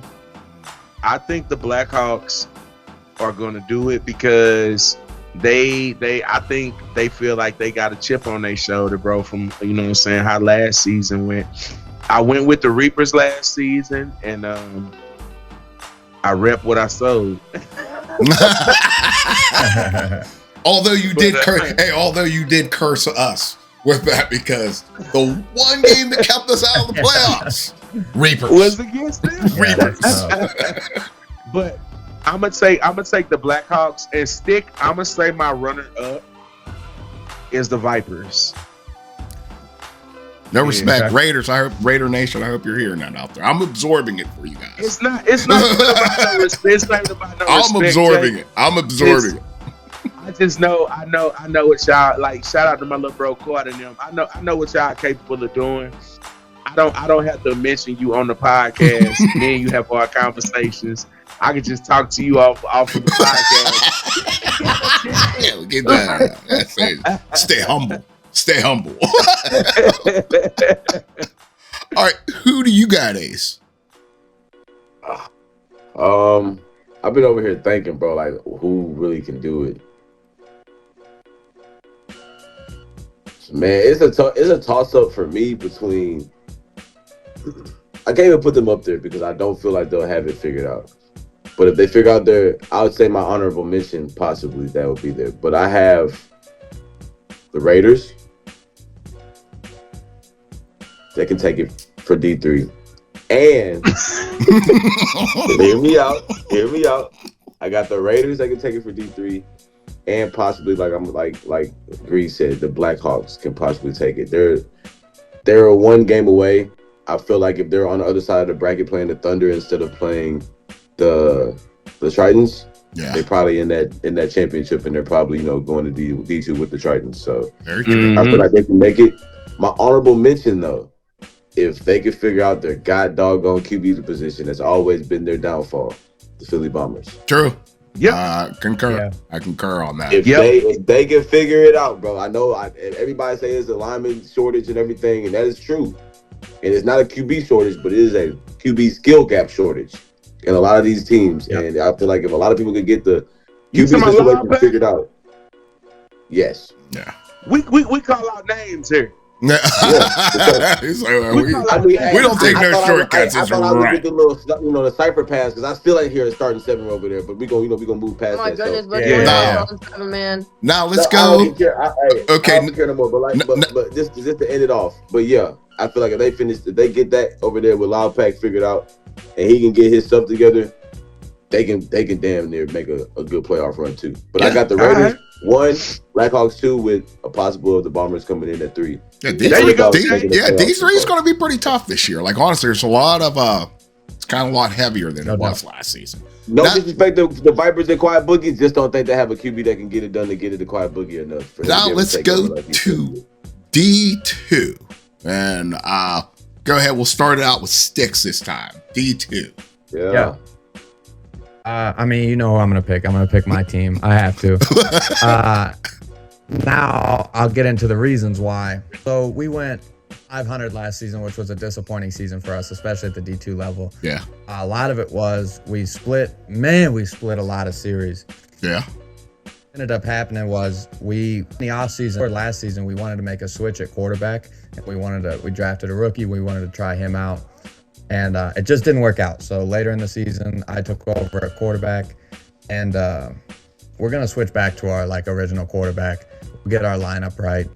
We know what we're doing, but we found kind of a scheme certainly in the off season we're pretty excited to try out. So this team has been pretty unmotivated. I think that we're almost, this is gonna sound really cocky. I think we're so talented. We expect to win. Do you know what I mean? Expecting the win and going 500 of 2 of the previous seasons. That's tough, dog. 2 seasons, man. Two seasons, man. You've sat on here and we've had the same conversation. Well, in D1, we obviously dropped out at D1, but we dropped out at an 8, I think. Yeah. So it wasn't great, but it wasn't like we got blown out of D1. So we really felt like, okay, we should come back down to D2 and get right. Yeah. And we kind of expected we're going to try out this rookie quarterback and everything will be fine. It wasn't. Yeah, he had some growing pains. We had some growing pains with him. It just didn't work out. So we made an adjustment, and I think the adjustment's going to pay off. We will see. The Raiders got a firsthand look at this Inferno team because we scrimmaged y'all. Yeah. What'd you think of me at quarterback? That was my. No, I didn't think. Honestly, I didn't think you were that bad at all. I was kind of shocked to see you back there. I was wondering what the heck was going on there. I was just sitting back there at QB. Yeah. Stick with what was my the score of that scrimmage? What's that? What was the score of that scrimmage? The first one, I think that they kind of scrapped us real quick. It was over real fast, and we were kind of shell shocked. And then then we started putting things together. And didn't actually Ace? Weren't you? Didn't Ace play? And yeah, that's right, Ace. You were on our squad. I played in the bully ball. The bully ball. Oh, the bully ball. I helped y'all out with the bully ball. Yeah, because here's the thing: we've been scrimmaging D1 and D2 teams, and we've actually been holding our own. Yeah. You know what I mean? So, I'm so excited to see your scheme. Yes. If you're cool with that, I won't expose it. But. Yes, we are. Yeah. You scrimmaged the Raiders yet? Nah, we ain't scrimmaged them yet. They haven't. I don't. We haven't either. So I don't. I'm trying to see what type of caliber D1 team. Number one.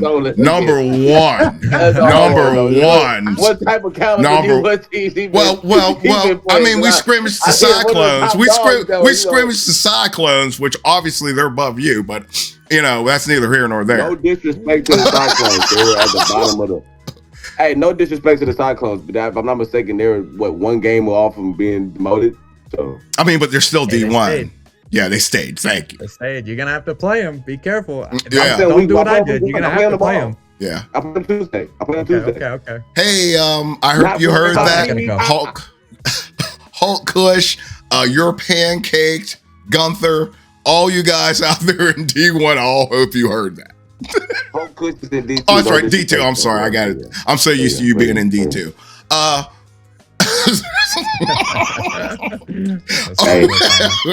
Hey, I am not worried about that one, bud. All right, you know what happened to the last? What happened to the last analyst that turned me up? Yes. Now he been real quiet all this whole podcast. He been trying to talk. Grease. We split. No. We split. Yeah. We were the last game that y'all lost. Hey, guess what? Last game y'all lost. Here's the thing. It's so many of y'all talking so much shit about me. I wasn't even talking about Grease nor Sticks. I was talking about Cypher. Now, Grease. It's so many of y'all that turned me up. Look, yeah, we all came for you. Feel like y'all got defeated because I done turned up last season. All right, Grease. Yeah. Who is your pick? Great playoff. Who is your pick? Let's stick to it. Yeah, come on, Grease. Who you got? I'm going with the Misfits, bro. Okay. I'm going with the Misfits, bro. I feel like, man, they got a Buddha on their shoulder. You hear me? Forget a chip, because I know I would be. Ain't no way in the world. Something we ain't said nothing about. I'm finna say it. Ain't no way in the world. They got them royal colored Lettermans on with their gold shining on the back. Them gold helmets. And they finna go down to D2 looking that good and not tear that division up and set it on fire. I'm going with the Misfits. Pharaoh. Okay. Come on, man. Ace, who do you have at D2? like I said, bro, if the Misfits can make the certain adjustments I've said made, bro, I feel that just to elaborate on it, not too long. Yeah, Like because we how- are like close how- on time. We're at an hour and 35. Oh Hey, man, hey, we been hey, hey, cut this out. Hey, cut this out, and we'll get back to it. But hey, we could run this whole. We could drop it tomorrow, y'all. Real low key, 'cause we just did a whole. Hey, this the all season segment going into week 1 and 2. We drop it tomorrow. Boom. Hey, you can just do all the editing tomorrow. But we gonna pick it back up. Hey, I'm Don't just saying. sentence me You like know, that. it's on Friday. We did it long enough time Yeah. to where you can use this as the. You know what I'm saying? All right, But back onto it. Yes, So, D2. but yeah. So D2, we're going back. I think if they make those right adjustments and they take in, they put in the rookies. I have the Misfits, but don't be shocked. And I'm a side with Sticks here.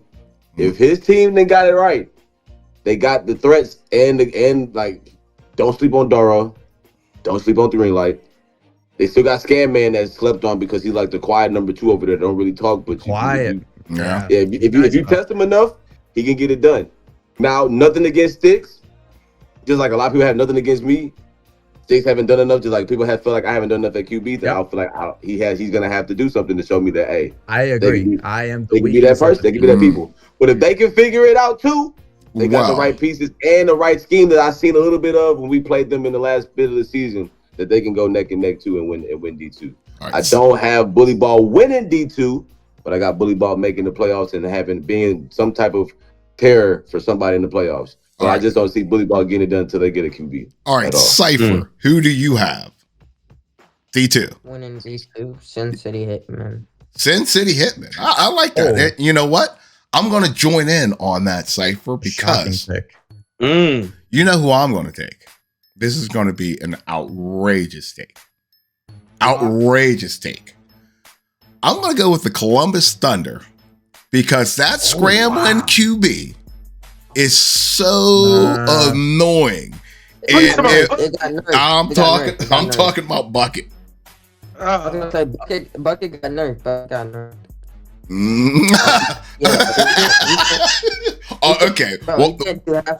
Okay. Well, now I have to change my pick. Now that I know that he got nerfed. Okay, I'm changing. The Columbus Thunder. Yeah. I'm going to put the pressure on Dr. Disrespect. The Tampa Bay Titans. Prove me right. See, I like it. Prove me right. Back up the talk, because anything less than that is a complete failure. Straight up and down. That's fair. Straight up and down. They were talking crazy. Everybody in D3 was talking crazy when the playoffs started. Yes, they were talking like they could just take out D1 teams like it ain't nothing. I was like, you guys haven't been here. Where we was running away from these boys, and I just been busy trying to take care of the league, bro. That's crazy, bro. Okay. So now, with that being said, we move to the big boys. The big boys on the block. I'm going to kick this one off. In D1, no Glaze. I honestly think that the Pirates, I think that they suffered a lot last season. I think it was kind of like a little bit of a slap in the face, a little bit of shock. Sometimes adversity is good for the soul. I think that they will honestly rise to the occasion this season, and I see the Honolulu Pirates coming out of D1. I think they got the line. I think Bezo has grown tremendously. I think that they from their loss, I think they're going to be the benefactors. They're missing their star running back, but I think that they will adapt, and I think that's going to cause other people to grow and make them be more of a complete team. And sometimes that's what you need to win a championship. I hope you're right. I like the Pirates. I've always looked at them as like, oh man, they're just a slightly better version than us, right? We played in the championship, and then we got to D1. They stayed in D1 by 1 game, so I've always been like, they're just a little better than us, but they run pretty much the same thing. You're talking about losing Juan, losing their star running back. Man, that's a big loss, Yes. bro. In the playoffs, 5 touches, 5 touchdowns. I mean, he was going crazy in the playoffs. Yes. He was. I have a hard time saying that it's going to be like an easy replacement. I think Juan's really good. I don't think it's that easy to replace. True. No, you're correct. You're correct. It's not easy to replace Juan. You're correct. Sometimes it's addition through subtraction. That's like fair. you know what I mean? Like hopefully I think he will be coming back to find a home back with the Pirates after he's done doing what he has to do. But I think it's going to cost these guys to kind of like circle the wagons. Okay. All right, who do you got, Ace? So I know I did have some technical difficulties, but I heard that Juan is gone for the time being. Yes. Right? And you still have the Pirates being at number 1. Yes, I do. I don't disagree with that pick. Honestly, out of respect for everybody in D1, I'm going to either go with the Devils winning it this season due to the fact of that Ray had a lot of hopes to win it last season due to the fact that Most Hated was gone. A lot of people put that okay. They really put Flight in the midst of winning it all. Yeah. Granted, that's who did win it all, but we all know how Ray takes any type of when he feel like he knows it should be him and it's not him in that topic. Ray is Aaron Rodgers. How many? I can agree a little bit. Yes, I can agree. He's Brett Favre, Aaron Rodgers, because both of them. How much hardware do they have? Great quarterbacks. I think what got one One in Rodgers is 1-7, 1-6 in NFC Championship games. That's right. So That's right. I go Aaron Razors. I go with the Devils due to the fact that he's gonna figure it out. I think the Flight is gonna have hard times right now. I know I said they'll have the most success in 11s when we talked earlier, but right now there's a lot of people that they're missing or they're gonna be missing due to the fact of just work and outside conflicts. So I don't think they'll be as of a powerhouse that they were before. I have the Pirates being up there. Like I said, the Pirates being the top 1 seed. Do I have them winning the whole ship? No. I'll either put myself or the Devils, respectfully. Wow. I don't see Almighty. After what I've seen in their draft and who they tried to get. I'm amazed that you see the Knights. Hey, I'm gonna ask you the question after I get done what I gotta say. And after everybody says it, I'll ask you the question. Okay. But for what Almighty was trying to get for their first pick, I don't see that they have the right mindset to even make it close again next season to where they want to be at. Holy smokes. Because we all know who they try to get. You hear that, D-Rose? You hear that, D-Rose? That's a hot take. That's a hot take. I hope D-Rose, I hope you heard that. But hey, look, for what we heard in the beginning of the podcast, bro, when Ray said Krillin got one of the fastest releases, like from a QB's perspective in the game. Yep. Why are you going to go draft one? It's like, hey, I get that when the NFL you want to get the backup just in case your starter gets hurt. Krillin ain't getting hurt. We virtually speaking here, so he ain't getting hurt. That's because he was finna go. That's because who we drafted was finna be QB1. Yeah, that's why. Yeah, Krillin's gonna be some. Who's opposite? Like so you got what Lash is opposite of Swank. But I got the Devils, and respectfully, I have either myself winning D1. All right, but I do have Pirates. Like if anybody's sleeping, don't wake up when they play them. They gonna come and probably take the crowd if we don't wake up when we play. So right. Who do you got, Grace? Who do you got? I'm gonna be fair about this. Out of respect, I gotta mention Flight because they are the defending champs. I'm not gonna sit here and just not say them because they're our rival. I'm gonna throw them out there because they are the defending champs. Shout out to them. They did win it all. I'm definitely gonna say us because, like Smoking Jay said, we are facing adversity this season. We are gonna be without Juan. So I think that's going to make us adjust.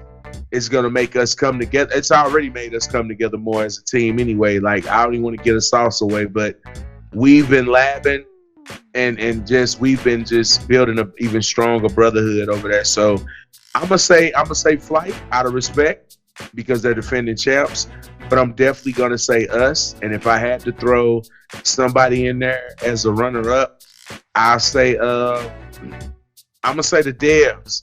Only because again, Ace, you know what I'm saying? You got a bold on your shoulder too, because Not Smoking Jay done sat up here and said, you'll be the GOAT in my eyes if you go to you and get the hard way. It's true. Hey, man, it's gonna be a tough fight for me. I know it is, especially with some new people, and then the new people I got coming in. I seen how that D1 like spotlight can really put deer in headlights in a player's eyes. So, hey, it's gonna be a tough fight. That's why I got me coming in third place and gearing up to really probably make some noise in the playoffs. Like I said, long I get to the playoffs, that playoff ace is a whole different ball game. So yeah, it's gonna be tough to see me now. I can't speak for playoff ace back then, but since playoff ace since season 4, of it, I came for that since season 5 because I ain't make it in season 4. We all know that. So, but in season 5, So Stick, you're on. So I'm on the Pirates. Stick is on the Pirate train. Grease is apparently on the Pirate. I'm not on the Pirate train. No, I don't think that the Pirates are going to take it. I think the Pirates are really good. I don't think that they're going to take it. I think that people are going to have a hard time getting past the Devils. If anybody can do it, it'll be Flight. But with Flight missing the people that they're missing, it's going to be really tough. If you go back and watch why the Devils lost to Flight, like the receivers made great plays, cool. The running back, I think, broke off like one big run. Other than that, was kind of a non-factor. What ended up happening was Floto moved to DN. Floto essentially copied Desiclip build. Yeah. And in the first 2 games, why they dropped down 2 games was because they were trying to run the ball on the Devils. We know the Devils have the best run defense. They've earned that title, and it just wasn't working. So they stopped doing that, and he played line. So if you're thinking about it, he was playing line at 5'5", 140, and holding his own, doing okay, doing just enough. But at the defensive side of the ball, there was like a momentum switch that happened, and they could not block Floto, and Almighty kind of ran into the same problem. I don't think that Floto will be as dominant without pieces that with Flight missing, that the pieces that they're missing going into this season. Yeah, that's why I have the Devils. I think that they will adjust, take Floto out of the game, and I think the Devils roll through them if they play again. And the Devils are going to be hard to beat for everybody else. The Knights are a great run team against a great run defense. Usually you expect the defense to win that. And whenever you guys played, was that 2 seasons ago in the playoffs? Yeah, in the playoffs. You guys took them to game 6. Is that right? 7. Game 7. That was the toughest. When the Devils won the championship, you guys were their toughest matchup. So I expect the Devils. If I was to pick somebody to beat the Devils, it would be the Knights. Yeah, because the Knights do have a lot. Here's a funny fact. You know who the kryptonite of Flight is? What team would you think is the kryptonite of Flight in the league? I mean, most hate is not around. So, I mean, the Devils give them fits quite a bit. It's the Knights. Oh, the Pirates, to be fair. No, it is the Knights. Fair enough. It is the Knights. The Knights, every time they came up against them, they beat them. Now we got. I ain't gonna lie, man. I hate a Flight. That's what I'm gonna say that first. Let's let the newsman get his. But I hate y'all. Let's let the newsman get his pick. And who do you think is going to win D1 Cypher, Mr. News Guy? I think Flight's gonna win, and Flight or the Devils.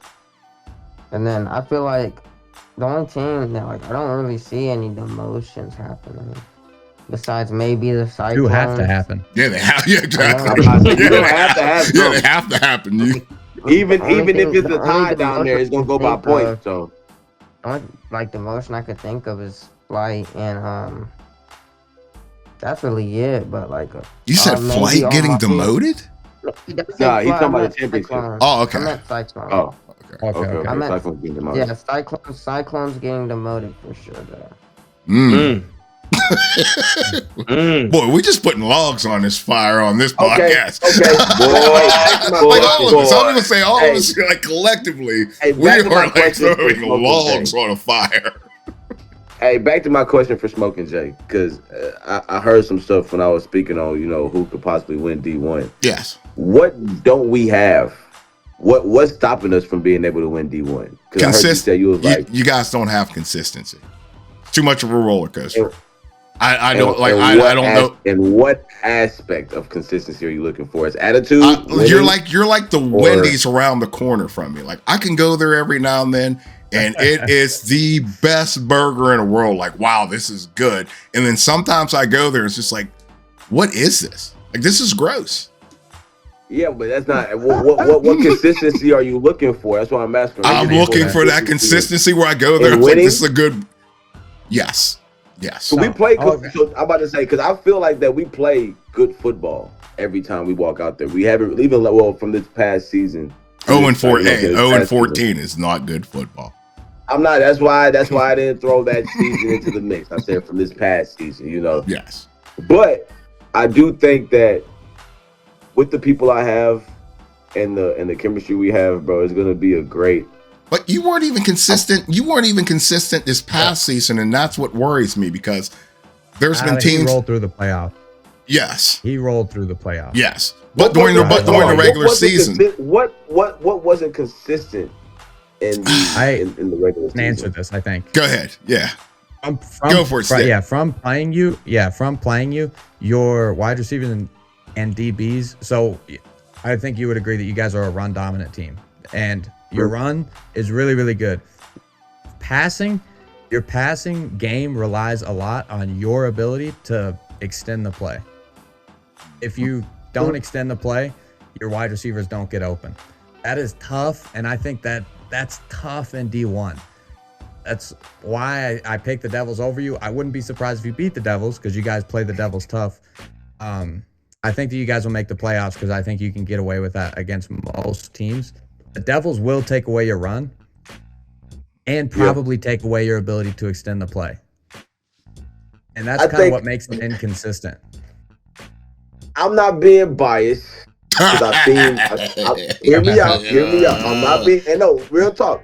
I'm not being biased because I feel like everybody can kind of agree with what I'm gonna say in the community with what I'm about to say right now.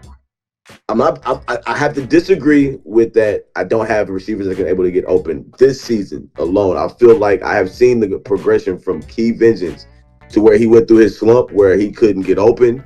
He couldn't guard a dang slant. He couldn't guard a dang post route. He was just having a bad just time for like 2 seasons. And I seen it that where God can strike me down, y'all can call my bluff.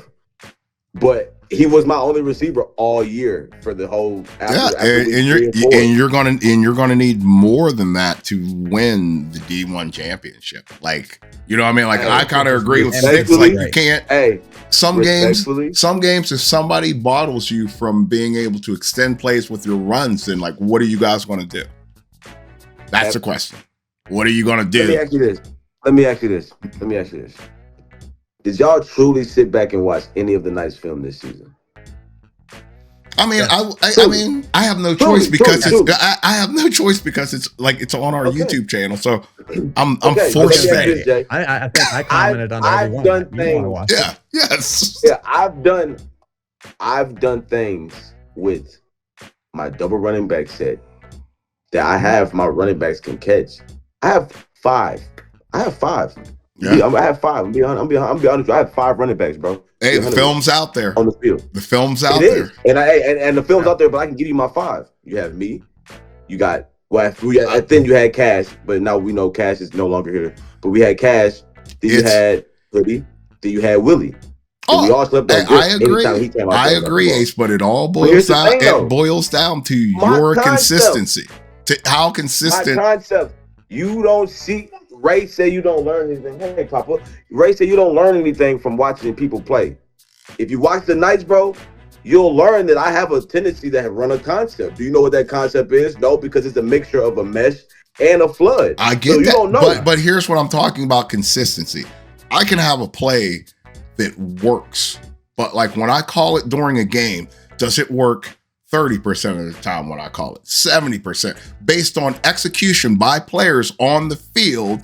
How many, you can have the greatest scheme, you can have 5 running backs, but if you're doing these certain things and people aren't executing to bring that percentage up to where I call it, it's working 45. You guys are not consistent. The only take you have on that is you can say we're not consistent in D1. That's the best thing you can say, because we've shown that we're consistent dominantly in D2. What was your record last season? How many games you lose? So I lost what, 3, 4? Yeah, you lost 3 or 4 games during the regular season. Why did you lose those games? Are we being honest with the actual honest of why we lost? Or am I gonna give you the truth of that? Like, I feel like I don't want to give you. I mean, you can give me your truth. Hey, my truth is this. Hey, look. Watch the film. I'm gonna give you everything right now. The only true team, I'm gonna give you the true loss we took all year. The true losses we took all year was from the Bombers. We got 0-2. I will take that loss, hands down.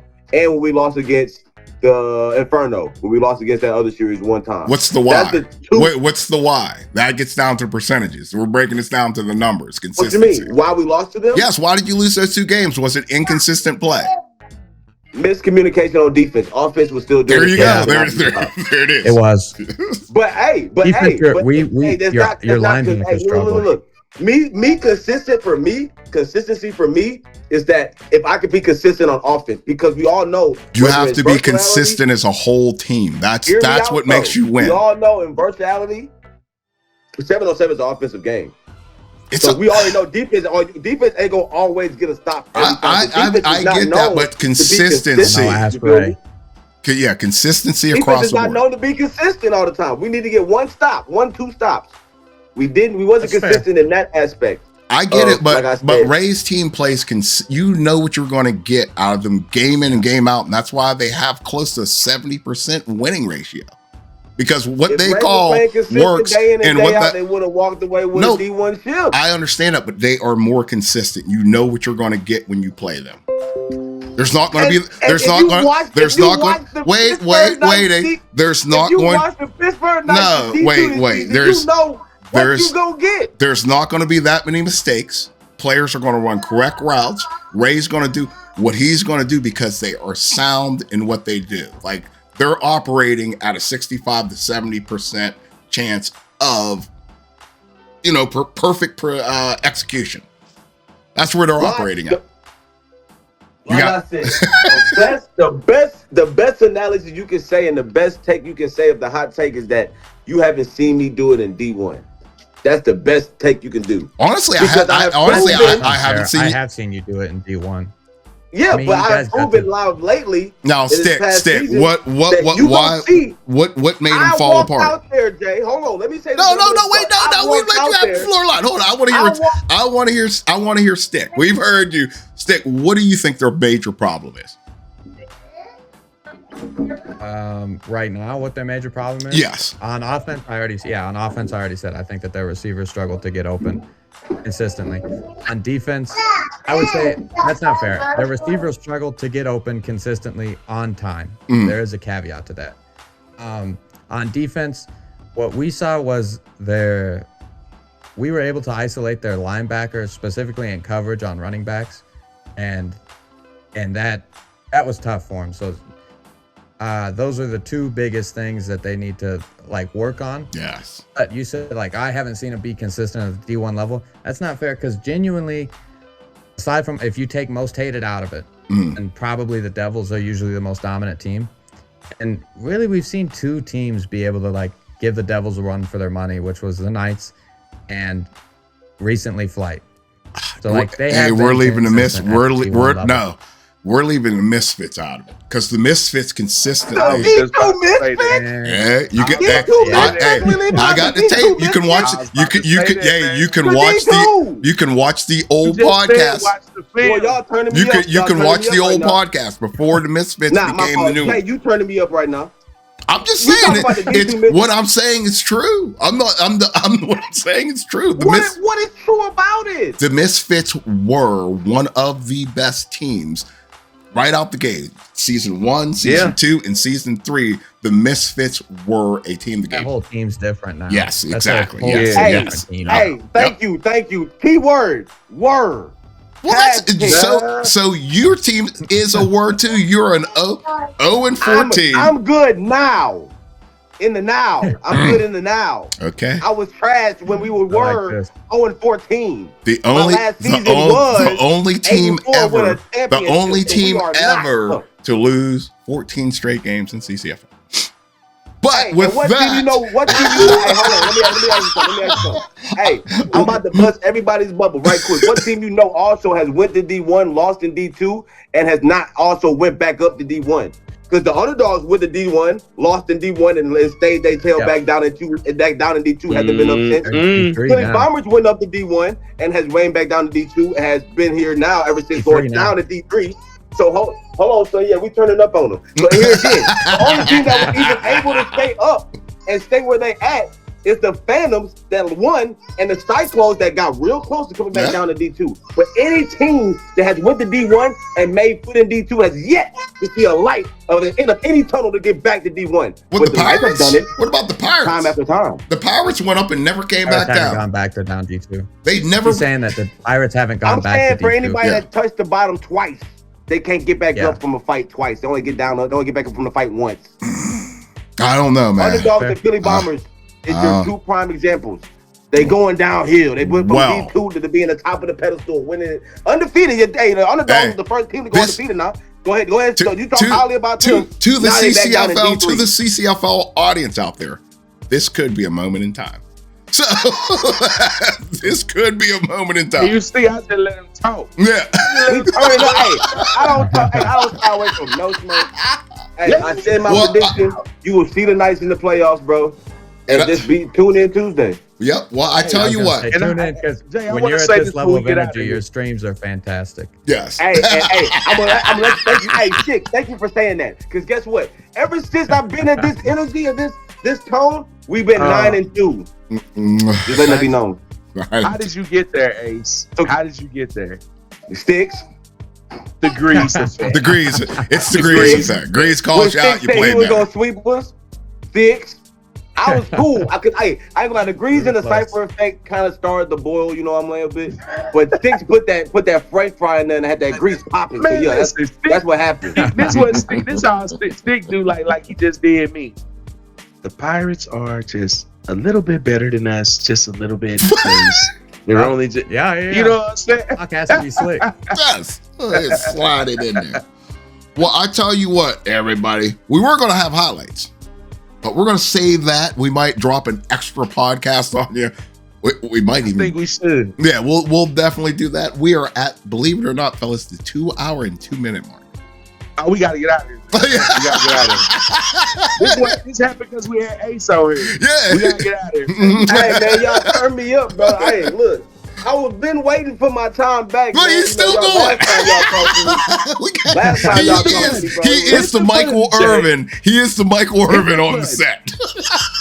He's the Michael Irvin on the set. Yeah, man. The last time y'all talked to me, bro, it was last off season, man. That's all I'm saying, man. Well, I tell you what, for Grease, Alpha Ace, the Sticks God, it's been all of us here from the CCFL podcast, and we shall see you next week.